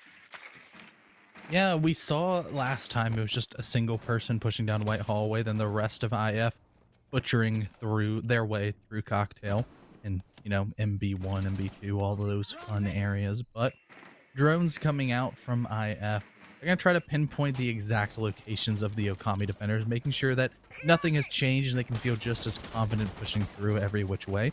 So Bartik, he's not going to try to get Nitro this time pushing down Long Bar. He wants to rotate over towards the windows and maybe use a nade to get a cheeky kill. He leaves J-Slime on 1 HP. Don't know how that didn't get a kill, but J-Slime, he's going to be up and moving around. Another nade comes in, not going to connect. That's a really bad habit that a lot of nades players do, is that they just nade the same thing twice. But you would have gotten the kill the first time if you did it. With just about a minute to play and all 10 players left in this lobby, we have got a very different progression compared to the previous round. OKAMI, they have certainly learned from these mistakes, and they are not giving IF any chance at a gunfight. The first gunfight now will happen. As I say that, Bry will get spotted out by a drone. He'll look to make a quick escape. The only thing he'll escape is, the ability to get back to the bomb site. He'll fall right into his grave. And so it's going to be a 5v4 with IF with the advantage, but still, with the time dwindling away and with still 4 OKAMI defenders very much a factor, this one is not over yet by any stretch of the imagination, because Exo still in play. Still a C4 in the hands of Rice, and still Lava potentially to work a flank at any given moment. Vivid, however, he doesn't seem to mind. A double kill is found from him. Here comes perfect C4. Goodbye to one player. That's going to be no more Vivid, no more Arrow as Exo gets that one in 14 seconds. The diffuser has to be recovered by Subarctic, and Inrio has to make another big play. They don't know where Rice is coming from, though. He'll drop down top ropes. Got him with a knife. Now he has to find one more. He'll spray towards the diffuser, but he can't quite get it. Oh no. Whips out the shotgun, but this just became quite problematic. It's Subarctic in a 1v2. His eyes on the diffuser, and all he has to sit is technically just by this snow door. He knows where one player is, just got to hold that left click, but can't quite get it. It's a quad kill for Rice. Great top floor retake, great knife kill, putting OKAMI on his back, and they'll take the round.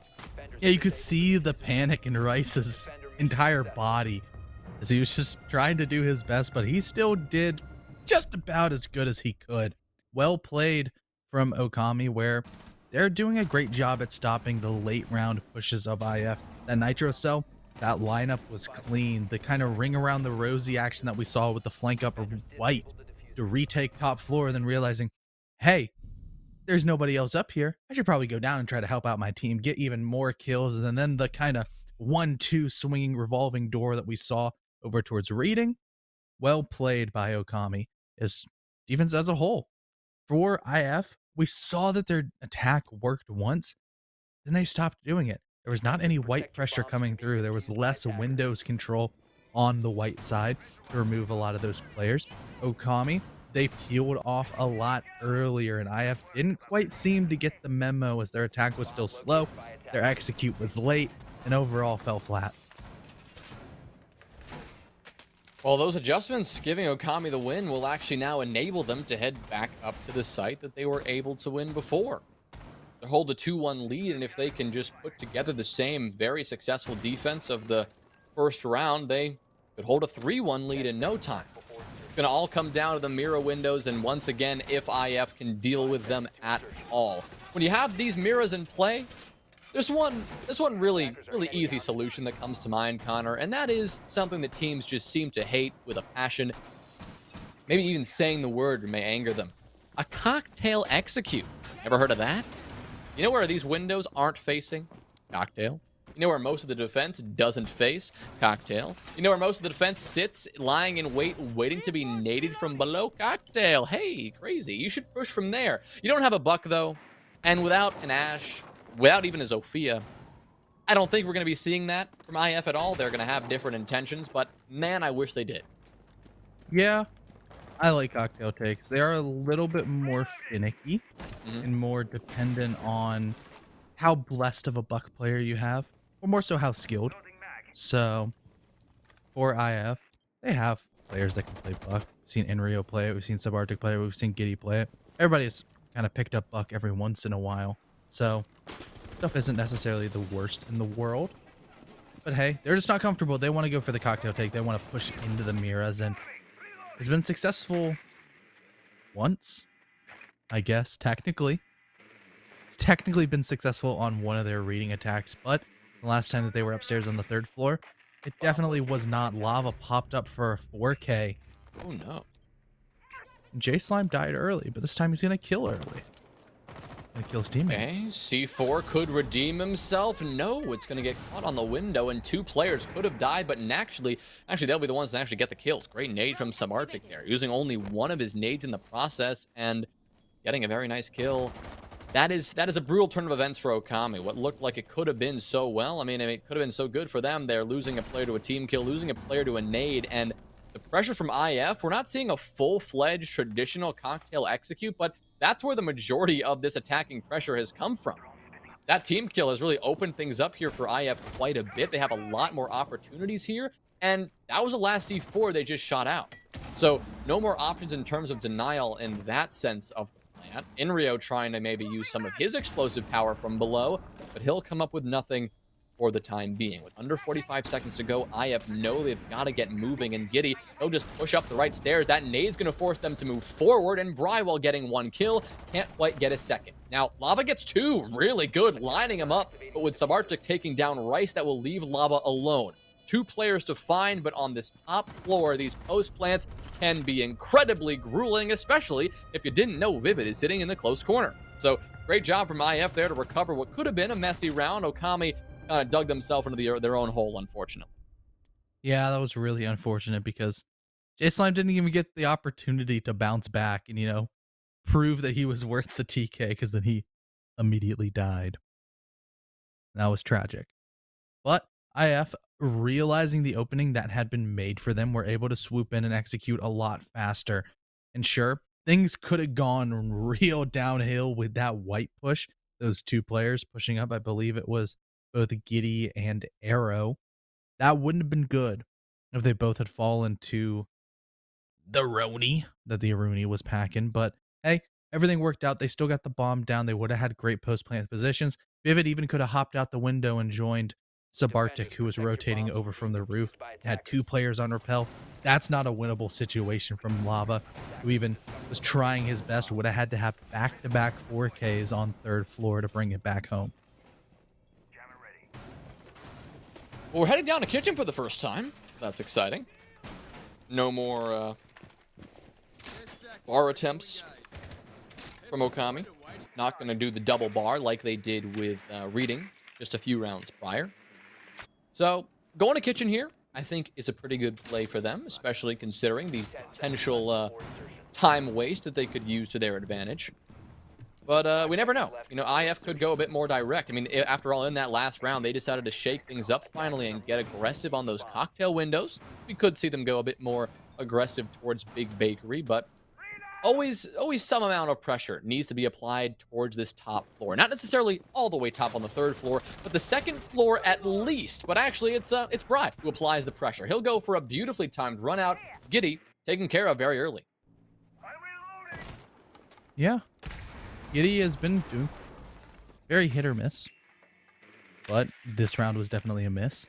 Losing your sledge on any attacks on Cafe is not ideal, but for this direct take, losing nades is massive. Sure, it's not as much as losing the hammer, and other operators can bring nades, but having 6 instead of 4 sometimes can let you get kills as opposed to just getting rid of utility or shields. That can be a little bit more finicky. And more so than anything, just having another gun up on the board. IF, they realize, hey, sledge dead. That's Giddy.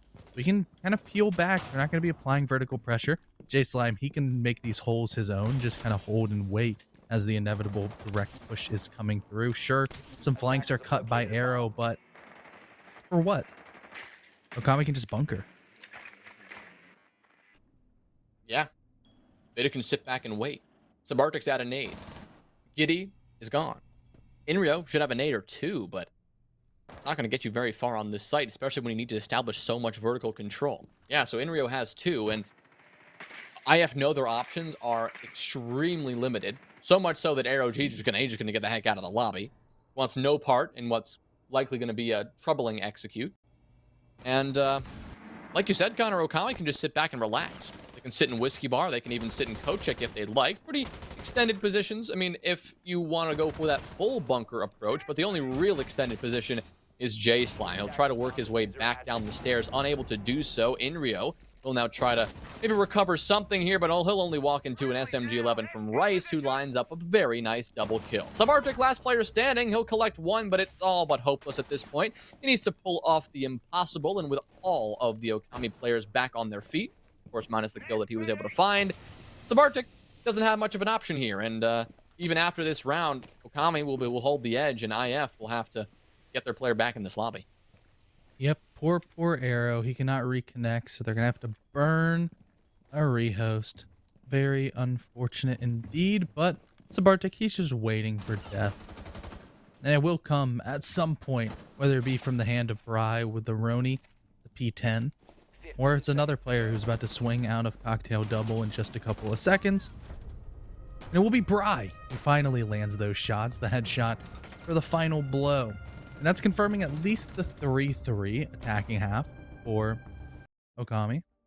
Or, pardon me, the defensive side for OKAMI. But they're definitely going to be looking for the 4-2. Yeah, they'd love to pull off the 4-2. Of course, IF were able to do it on their clubhouse side of things after making a pretty impressive comeback on the attacking side. So or on the defensive side rather. So yeah, IF, they'd love to tie it up here at 3-3 because if they can, they'll have pretty comfortable defensive half, I would expect. This is a very, very capable Cafe defensive team, as we've both highlighted in the past, Connor. But so far on attack, they look average, right? I mean, they're not making an incredible amount of mistakes, but they're not playing like an incredible team either. They're kind of just running defaults, and they're making the typical mistakes that we see a lot of teams make in terms of timing, in terms of utility clear, in terms of losing your sledge to an opening pick. Not much you can do there, I feel for them. But they've got the 2 rounds they technically need, so job well done, you could say. It's been a very middling effort where there have been some good, I guess you could almost say that the really big plays from IF have more so been OKAMI mistakes. Maybe, just maybe, but for IF, if they do get this 3-3, then like you said, they're a very capable defensive team on this map of Cafe. And it will be an uphill battle for OKAMI, but OKAMI gets that 4-2. They might be able to swing just enough momentum into their favor where everybody knows how IF are going to defend. Lots of shields and lots of passive play, making you make mistakes. And for a young team like OKAMI, that's either just enough room that they need to breathe, or they're going to end up shooting themselves in the foot multiple times because they have, idle hands or the devil's playthings. It's just not the right thing for them to have. We won't quite know yet. We saw it on Clubhouse be kind of the latter, and hopefully for their sake on Cafe it will be more of the former. Cafe is one of those maps though that, Clubhouse, I think it's hard to get aggressive, like crazy aggressive, and like surprise defensive teams. Like there's only the one time you can really get aggressive or like actually go for something of a crazy play, which is like going for a basement rush when there's an SSG style roam. Cafe though is a map that like on every site there's always an aggressive alternative. You can always go a little bit quicker and just play for the frags. Maybe that'll be OKAMI's strategy when they switch things over to the attacking side. Based on what we saw in Clubhouse and based on the fact that they picked into a less aggressive map, suggests that this is a team that's not inclined to play crazy aggressive by default. But I wouldn't be surprised either if they fall into that rhythm, maybe a couple rounds in, if they find the IF defense is a bit too suffocating, like you mentioned, with all of that utility and with all of that focus. Again, we're still 2 rounds away from looking at that. We still have one more attacking round for IF, defensive round for OKAMI to see through, just waiting on one last player to get into this lobby from the rehost. But when we do, we were looking at, what site were we looking at just then? We had just finished. We just finished Kitchen, and OKAMI had won that one. Mm-hmm. And so and the immediate rehost, we didn't see what they flashed. Right. So they could go to reading now, and they will because they've won that site more recently.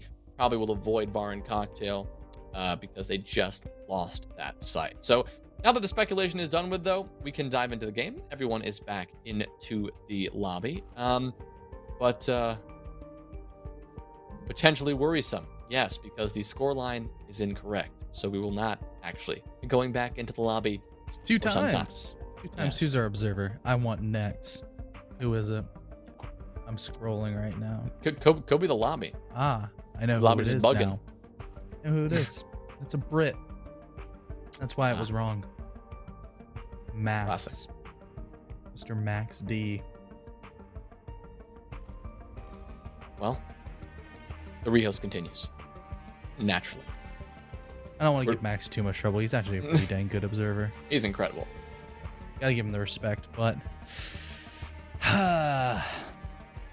would love to be back in the game. Well, Connor, you'd love to be back in the game. I would too.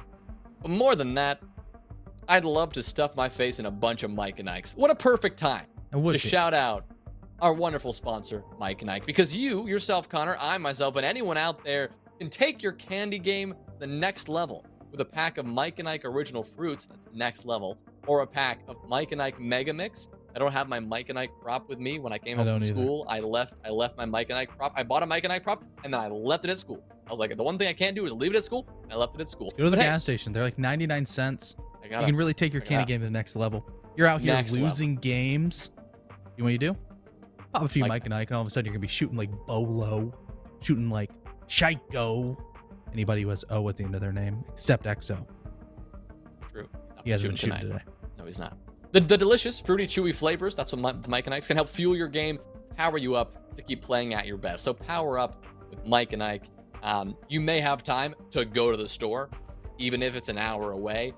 Get those Mike and Ike's and come back, because God knows that these teams just cannot stay in this lobby for more than a few minutes at a time. So keep that in mind.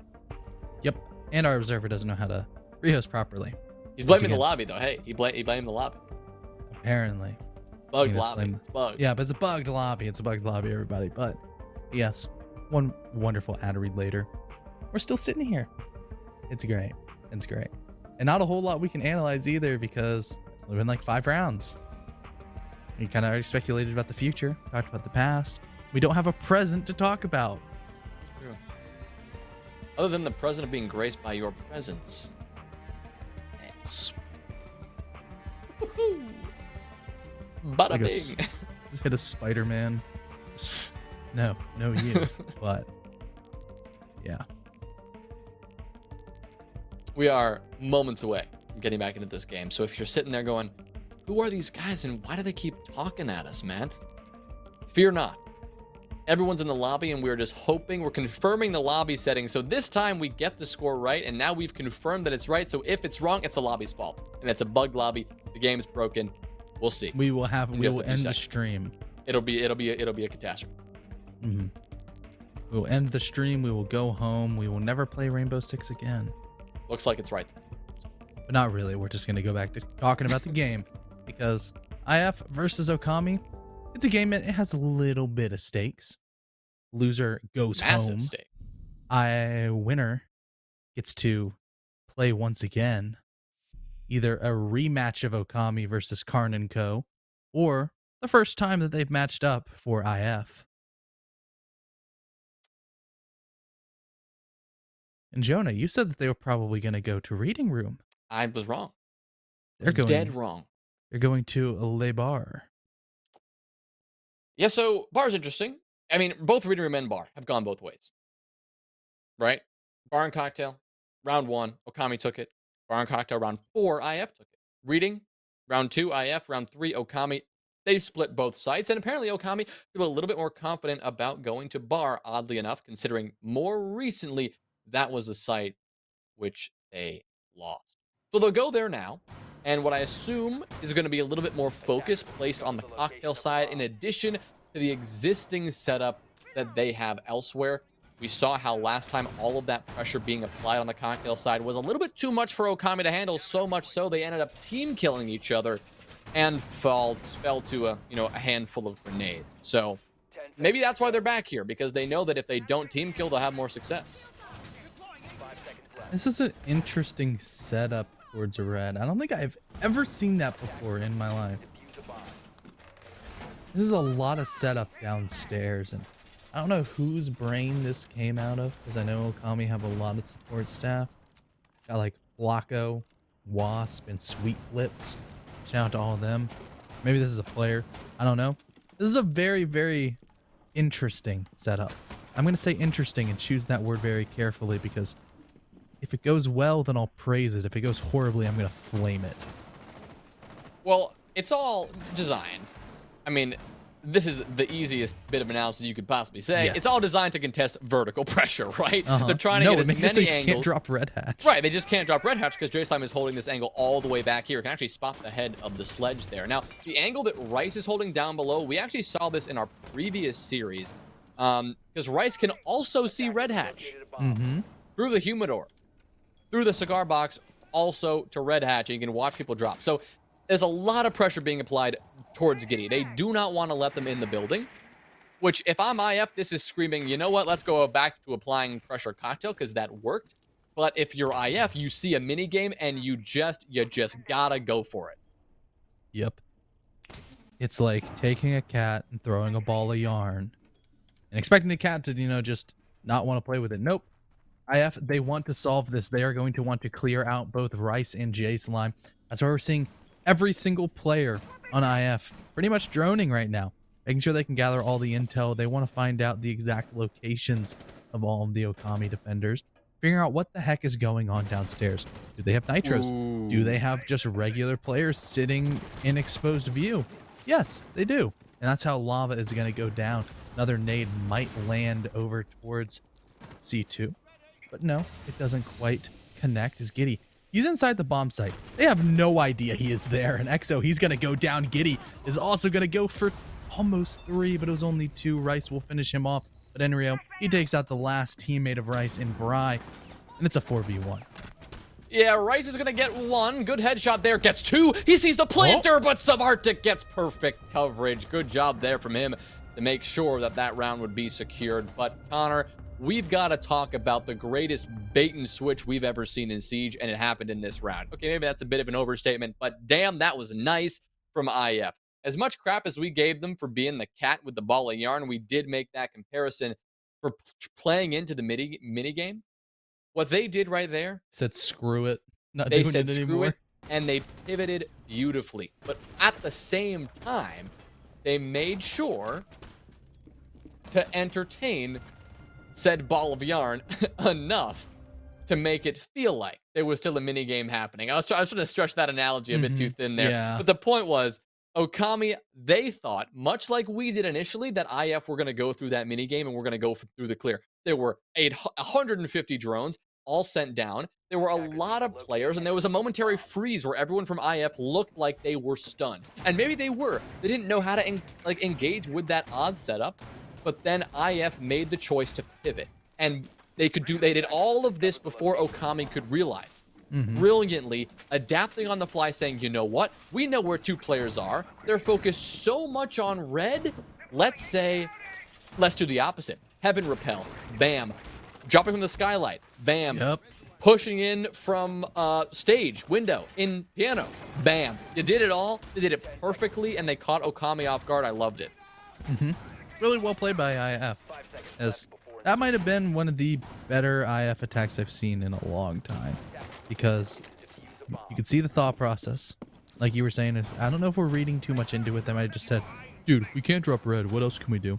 I'm just going to drop skylight. Probably wasn't the play. Give IF the benefit of the doubt that they're a, thought-provoking kind of team. They like to think through things and talk. And they came out on top with a defense that, all things considered, I'm not going to flame for OKAMI. It was nice to see. It was innovative. It was inventive. It was creative.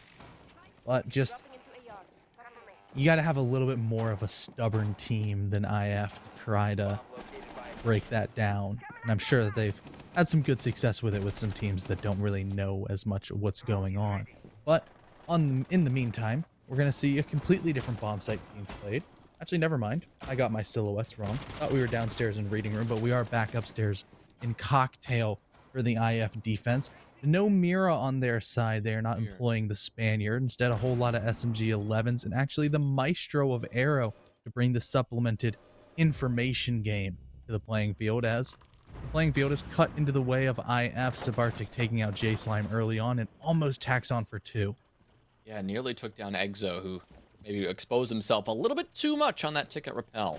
So he'll back off, maybe hit off to the roof, knowing that you want to keep that Habana alive as long as possible. But always bizarre to see teams with a Mira left up choose to not bring the Mira, but for now, IF, they are still holding this advantage, and they seem to be doing just fine without those black mirrors in play. Subarctic is holding the same position that you might see a Mira in bathroom behind that reinforcement, and even without the intel of the Mira, he's got enough intel from elsewhere. He's got enough gun skill to make his impact found. Inrio gets 1. Perfect smoke from Vivid will finish off Lava, who is already lit up, thanks to, again, Subarctic on that pixel shield and in bathroom, and just like that, even with a full minute to play, it is Rice and Exo in a 2v5 situation, the odds stacked against them. Yeah, the odds are not stacked in their favor. They're going to have to get aggressive. I don't think a plant is on the cards. It's going to have to be frags, and one is delivered and wrapped in a bow, but instantly traded. That's the cost, as Exo is going to get gassed out by the final Toxic Babe canister of Vivid, leaving just Rice in a 1v4. He can creep up white, but now that that barbed wire is hit, He just rang the dinner bell for the rest of the IF defenders, whether they want to get aggressive or not. That's the other question. Giddy definitely did. It seems like Sabartic over towards Pixel might as well. Flashbangs burning out that direction, but it's going to be Vivid to clean it up. I think a 3K for the Vivido, the Vivid Meister, Mr. Charles. But more than anything, that's the lead reclaimed by IF for the first time in a while. Yeah, haven't had the lead actually at all in this game. It's been back and forth, back and forth, back and forth. And ever since round one, OKAMI, starting off that pattern, meaning they have held the edge up until this point. And yes, Vivid with a triple kill, 2 of those with Toxic Smokes, 1 of them with the SMG-11 in those closing moments, but an impressive top floor defense and doing it all without the Mira. We would have surely flamed IF for losing that round and not bringing the Mira, but they proved that, hey, even without her, we've got enough gunners, enough strong power positions, and enough information to give us the edge and give us the win. You have the Evil Eyes from the Maestro. That's always a welcome addition. You gotta be burned, gotta have some crazy amount of utility to take them down, and they give you so much intel to work with, and Sabartic was massive playing on that Pixel shield. But the last round, that's in the past, Connor, and we've got to move on to the present because we've got another interesting tidbit here. We are heading to dining and mining instead of reading. Interesting. Now the most off sites being played only by IF. We saw them play bar. Now we're seeing them play mining.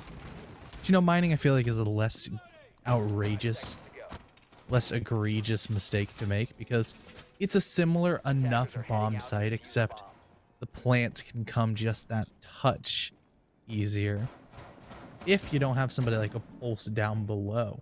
Pulse all of a sudden goes from being on the first floor, or actually the second floor in this map, goes from being on the second floor trying to kill people on the third to playing on the first floor trying to kill people inside the bomb site because of both of them are destructible and are incredibly impactful. Sure, you can still gather up intel early, but I assume that the nitro cells of both Vivid and Giddy can be utilized in the late round, or if they see an absolute freebie, could be utilized earlier on. Definitely tougher to utilize them in the late round on a bomb site like this, because if the attackers do claim control enough to get the bomb actually planted, there's very few positions you can hold as a defender that are safe to actually deny From down below. the plant. You can, right. Down below is your only option, right? If you are Yes. able to work your way around the stairs, which will take quite a trek, either you got to head down the brown stairs, rotate down and head towards Small Bakery that way, or head towards the white stairs because we can see that red is being firmly held by the attack. But those options, we'll have to wait and see exactly how IF want to utilize the nitros on the defense. Right now, the pulse scanner, not about kills, right about intel instead. Yeah, they're trying to figure out exactly where OKAMI is pushing from. And surprise, surprise, it's a whole lot of players pushing from red in the cocktail windows. Or pardon me, the piano windows. Exo goes down. That's the Habana. No more breaching to go on, as Giddy's going to throw his nitro up through the floor right into the body of Lava. No more sledge. Giddy, he's going to be finished off. That pulse scanner, that cardiac sensor is no longer going to be in effect, but it already did a whole lot of damage. It netted 2 kills for the IF defense for the cost of just 1 UMP in Inrio. Because the situation's getting dire for OKAMI, they had a man disadvantage and they're not looking good on time. They've got to start rushing in, and that's going to rush right into Inrio, who does get refragged in a quick enough time by Bry. Ooh, another UMP, and that one is not going to go so well for Arrow. Bry going to get torn apart here and eventually finished up by Subarctic. Not with a UMP, but instead a very formidable weapon, the MX4 Storm. It is all left up to Rice. Everyone knows where he is. He's positioned in pillar. There's Z-pings all over his position. And Vivid and Subarctic, they are extended in different positions and should have no trouble taking care of Rice. That'll be confirmed as he's finally felled by Vivid sitting in train room. And IF, having taken the lead in the previous round, now extend their lead to 2 rounds. Very well played from IF as a whole. And, well, OKAMI, they started off just not on the right foot. And because of that, they found themselves in a bit of trouble on every single gunfight. They found themselves in uncomfortable positions, and maybe they got too aggressive for their own good. Yeah, just a little bit too aggressive. I liked the plays that they made, but I didn't like the timing. such as, you know, J Slime was just pushing a little bit too far ahead of Bry. There could have been an immediate trade and not a loss of that map control, because in theory, Enrio could have gotten away fully. He could have scurried, he could have scampered, and there would have been no refrag, no nothing. And the push up Brown, maybe if it was supplemented as soon as the drop happened with vertical pressure forfeited to the attackers, would have been a nice play by Rice. But once again, his teammates were all dead upstairs. There wasn't really anything he could do.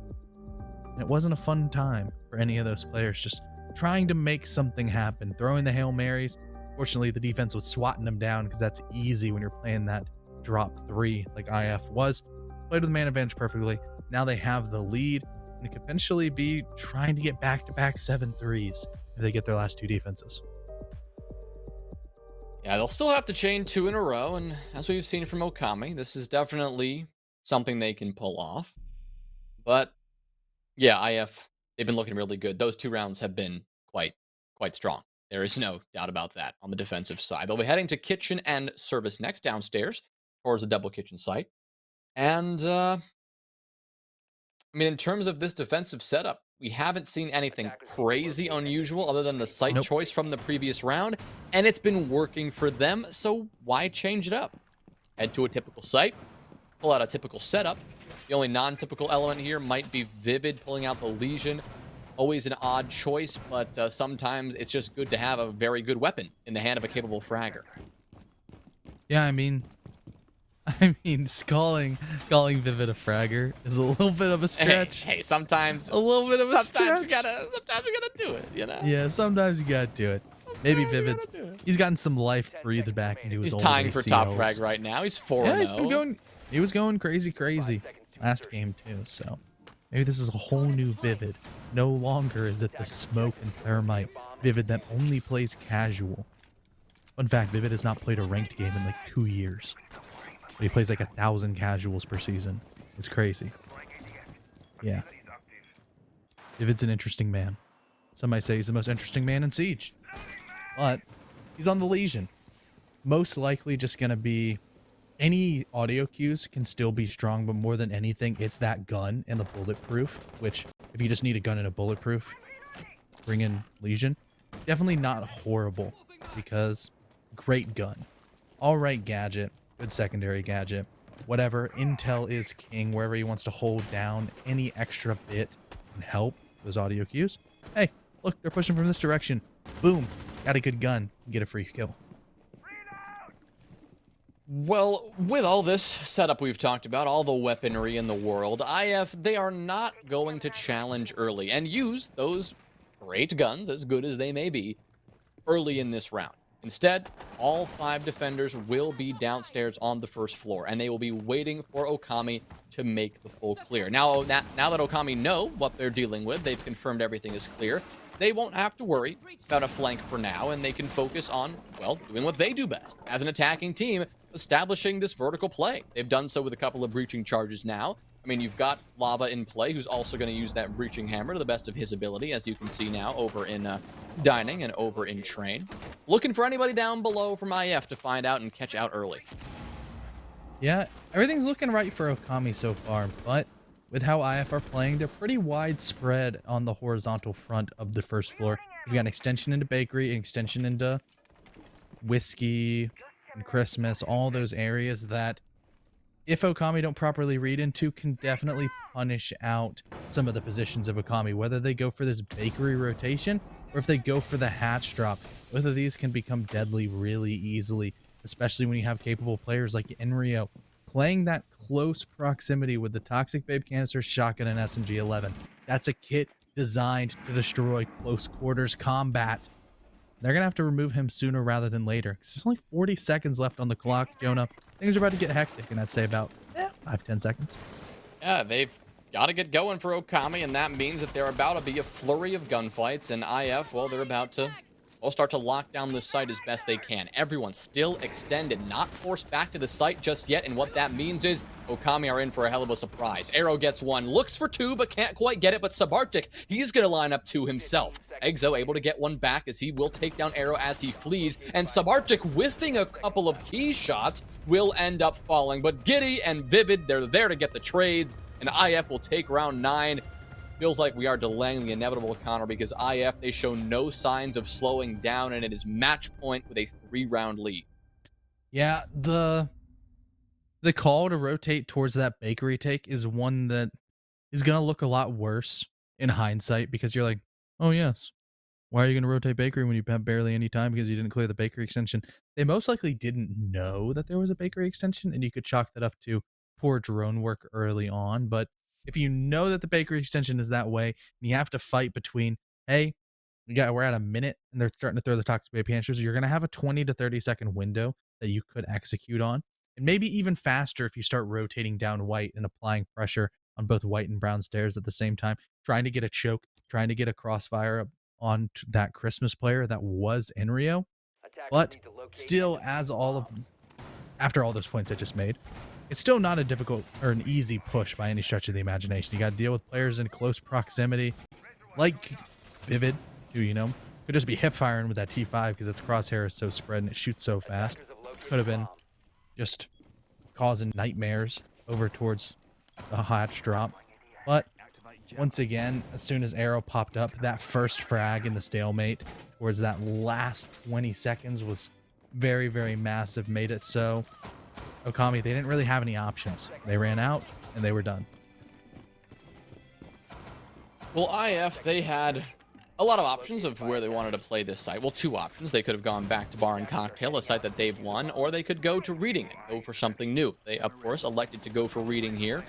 Once again, trying to go for these second floor bomb sites that allow a combination of roam play, C4s from above and below, and a good bit of just top floor and a good old-fashioned extension. That is, more likely than not, going to be what OKAMI have to clear through, unless we see them go for something of a, you know, fireplace hall execute, something of a backside take. They will have to work their way through all the utility placed into that cocktail side. That's something that the Flores would normally be exceptional in helping you deal with. Those shields here in Piano, all the way around in Cocktail, and that is why we see the Flores ban just so often. Yeah, Flores and Thatcher both fall in the same category for me of utility clear on easy mode. Just no need for burn kind of operators. They just let you bypass all of that. And with that double ban, you're going to have to play right into the heart of the IF defenses that are very rooted in utility and can be very annoying to deal with. Especially with all the mute jammers. There's alibis everywhere for intel. There's shields. And there's a Bri that's downed and about to be finished off through the couches. Unfortunately, he actually gets away. Vivid might come up. There's more pings coming out. He's got to go for the nitro, but he misses. Well, everybody's escaping. There goes Subarctic. But He'll end yet. up getting a kill anyway. Yeah, he'll still get the kill. Yeah, Bri is Bri's cut down on to 1 1 HP. HP now, and it is just all becoming a very quick mess. There goes Bri. 1 bullet to the side is more than enough to take him down. Got the pings thanks to these wonderful alibi holograms on the players sitting in Cigar still. You know there's one player on the left side by stage, tucked over by the grandfather clock. And yeah, it's going to be a mess in just a second. But maybe Lava has something to say about that one, Connor. He'll step up, he'll get a kill. But wait a minute, Giddy from below, and J-Slime has no idea. Subarctic still hasn't been forced out. There are only 2 attackers remaining, and it's not good. It's not going so well for them. Hey, Rice gets 1. That's going to take down Giddy, finally finishing him off. The Malusi, who was pesky down below in Train, as Rice will actually step into Train itself in just a moment. But now Subarctic, he's moved downstairs. You've got the rest of this defense on the site itself. Rice now getting torn apart. They know where he's located. Lava is going to have to get in position to support him. He's going to work his way over towards the white stairs, timidly doing so. Doesn't want to get swung on by anyone who hears the barbed wire. But with 25 seconds to go, Lava has the diffuser and needs to get close to his teammate because now Rai has been spotted. He's about to be pre-fired. Now he's dead. It's all up to Lava with 15 seconds and no access to the site. He's got 10 seconds, no HP, and he's got to drop down and go for it. He's going to drop down into Arrow's waiting arms. Or is it Vivid's waiting arms? It simply doesn't matter. It's going to be a kill for IF regardless. It is a 7-3, 7-3, a clean 2-0 win for IF. They'll move on to our decider. Yep. They got the decider match. They're playing against Karn & Co. for the first time in a while. And right now, IF, they're hitting stride. They're looking good. Hopefully they can continue this form into next SI quals that are happening this weekend because they were unjustly robbed last week.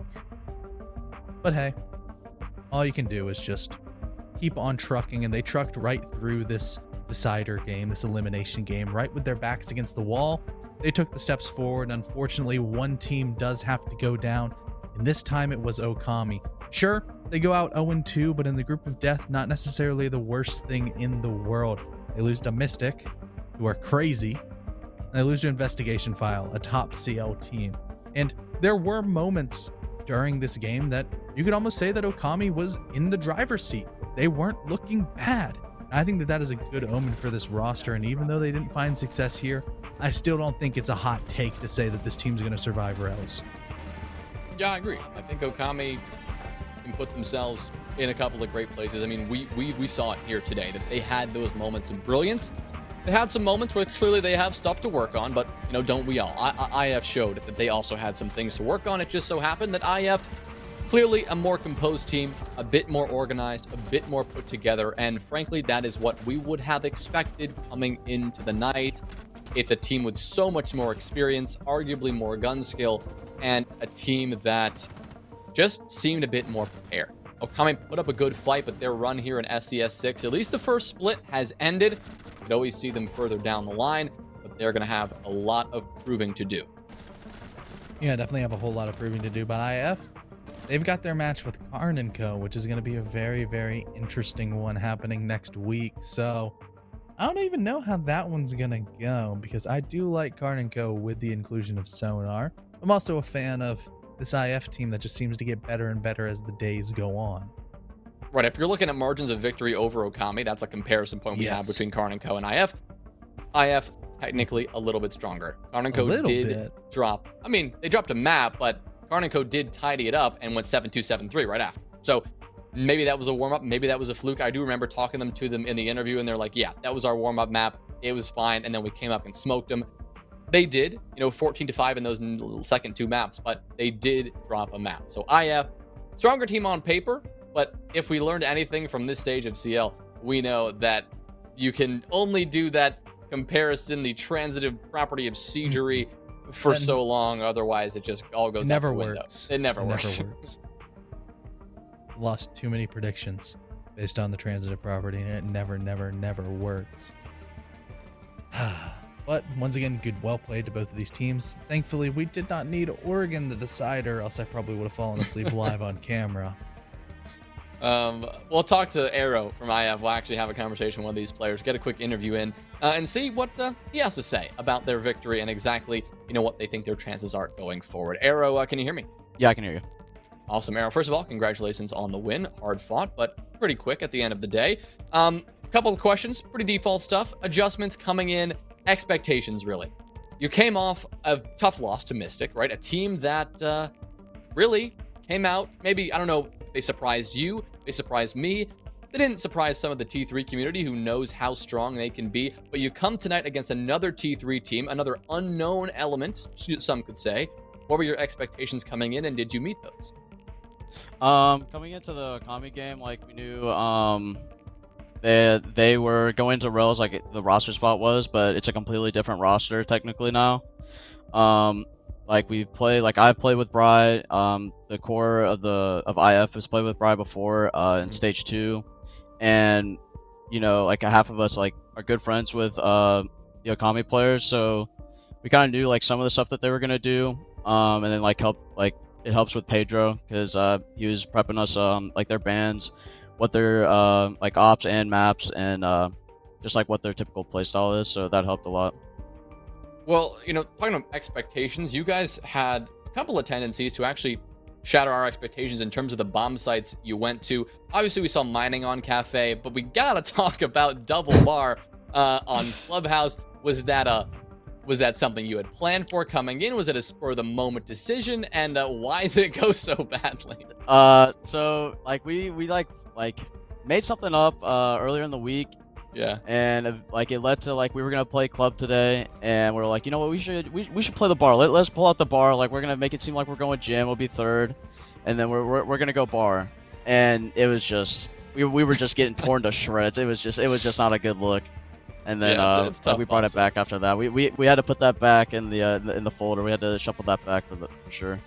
I feel like every team who ends up playing that site ends up, you know what? Let's just bury that one deep in the strap bucket. Yeah. In any case, you guys came out on Cafe, and while you had, a back and forth attacking half, you come out on defense and you clean things up as you normally do. Anything that OKAMI threw at you that was a bit unexpected, or did you really just play your game and it was good enough? I think like for the attacks, like we were disappointed like in the 3-3. I think we should have definitely gone at least 4-2, maybe 5-1. Like the lag out for basement, and then like Viv was talking about how like he didn't reload before re-peeking red. Like I was out of the game, so I didn't know what was happening, but it was just like a lot of like, damn, we should have done like this or that when it could have been a round win. So that was rough. And just overall, like usually our attacks are pretty good on Cafe. Like we like attacking on Cafe, apart like I guess like from everyone else. So we were disappointed with that, but we cleaned it up on defense with like all the new defensive stuff that we've been doing since the end of stage 3. Awesome. Well, Arrow, final question to you. Just looking forward. Obviously, we looked at the game in front of us here, but you're playing Karn & Co. for that decider next week. Of course, winner, playoffs with Mystic from your group. Loser, you're done. What do you think of your chances in that game? You looking forward to that one? Yeah, I'm looking forward to it. It's always nice like playing Karn. That dude's a demon, and I remember playing him like stage 2. Like we came out of the dub when they had like it was different roster by like 2 players, but it's always nice like playing them. And I think it'll definitely go like all 3 maps. So it'll be interesting for sure. All right. Well, again, congratulations on the win. Pleasure to talk to you, and look forward to possibly seeing you next time. All right, thank you. Have a good day. All right, see ya. Well, Connor, they seem, he seemed pretty sure that they were going to come out with the win today, as were we. But, of course, we did see the rocky parts, and it looks like Arrow acknowledged those as well. Yeah, that's the kind of mentality that you always have to have coming to these games. It's like, it's Siege. You can say it's a solved game, and if you say that, you're completely wrong. Sure, there is an optimal way to play it, but it's not some simulation that you're 100% going to be able to factor in every variable and be like, yes, if I do X, Y, and Z, we will always win. Doesn't work like that. Sometimes there's the randomness, and acknowledging that you're humans playing a game and that there's going to be mistakes is a good way towards, pushing forward. And when you have somebody like Vivid pushing the top of your scoreboard, why is he on hard breach? Vivid played well tonight. Vivid played crazy 11-3 on Cafe. It didn't even die. This dude was just couldn't be killed. 1.53 rating, 70% cost, and a plant. Incredible stuff from him. I mean, on the side of OKAMI, Rice put up some good numbers. 14 kills, top frag in the entire lobby, but Lava close behind, but then, Exo, Bride, J-Slime a little bit lacking behind. And that's not what you want from J-Slime, especially 1-9, 1-3 on the entry, especially as that Yana. Definitely something that you'd like to remedy for next time. Yeah, those are the little things. And for OKAMI, they're going to have a lot of time to really mold and evolve this roster. Unfortunately, it's not going to be in SCS as they are knocked out for the season. In IF, they're going to continue going through to play Karn & Co., which I feel like we've said a million times, but whatever. All the best towards OKAMI, because I think that this team does have potential. It has merit. It has legs, and sure, they just got dropped into a hard group and lost to 2 solid CL teams, which you can't really, fault them too much on, because in relegations, they're not going to be fighting CL teams. They're going to be fighting a team that's coming up out of nowhere, trying to work their way into CL, as opposed to the highly established teams like Investigation File and Karn & Co. that they fell towards. I mean, you talk about like group this, group that, like a hard group here. I mean, I feel like every single group, this split, like every single group is tough. I think this was by far the hardest group, in my opinion. Yeah, no, I mean, this was absolutely a tough group. You have only CL teams and then Mystic, who's just insane. Yeah. And it just seems like we've got a stacked group of teams, and going forward into tomorrow, going forward into these decider matches, I cannot wait to see what we've got in front of us. Here's the picture of Group C, the way things are shaking out for our final decider match. Of course, you can see at the top right, Team Mystic. They are in the playoffs. That is guaranteed, but it now has to determine, is it Karn & Co. or is it Investigation File? Which one of these teams is going to make it through? That will be decided next week in that decider matchup. Jonah, we have one final thing to do before we sign off. Oh?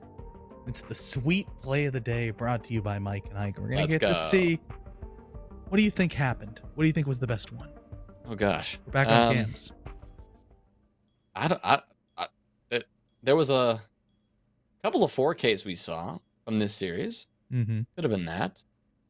I don't know. I wasn't here for the first game. Was there anything crazy that happened there? Yeah, there was nothing. I don't think there was anything that crazy. We saw, like, I think it was Vivid on this map had like that 180 and had that. Oh, what do we got? It is. Oh, it's gonna be Rice, isn't it? The quad kill and the retake. First kill with the C4, and then he goes upstairs. Yep, he was definitely moving. He was athletic, and he's just trying to chase down Inrio, but he can't quite connect. Hears him drop, goes, screw it, starts missing shots, says, I'm gonna knife him. And then he's just gonna start blasting with his shotgun. Picks up Giddy, trying to escape.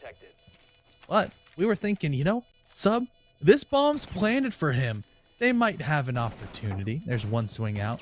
Then it's a revolving door of a pre-fire. Nice Bam. shot from Rice. Call out the quad, call out the round, and the lead back for OKAMI. But then they would get one more round of the next 8. Yeah, I mean, the defensive half, that was the only time they were able to secure the rounds. Rice definitely taking that one. That was probably one of the rounds where Arrow was like, we really wanted that one back. They had it was a quad kill. That's why they lost the round, because they weren't quite paying attention to the top floor. Had somebody lingered up there for just a second longer, had that C4 not been as perfect as it was from Rice. So many things that, like, those one elements that could have easily gone the other way. So I think that was a perfect Mike and Ike sweep play of the day. Yeah, like you said, Connor, that is going to be the last thing of the night. We've got so much more Siege to be played this split. Plus, we've got more games happening tomorrow. So get your butt back here tomorrow. Watch some more decider games. See who's going to the playoffs. See who's getting eliminated. See who's going to those decider matches. Thank you all so much for tuning in once again. And as always, it has been a pleasure to be casting these games for you. And we'll see you next time. So long, everyone.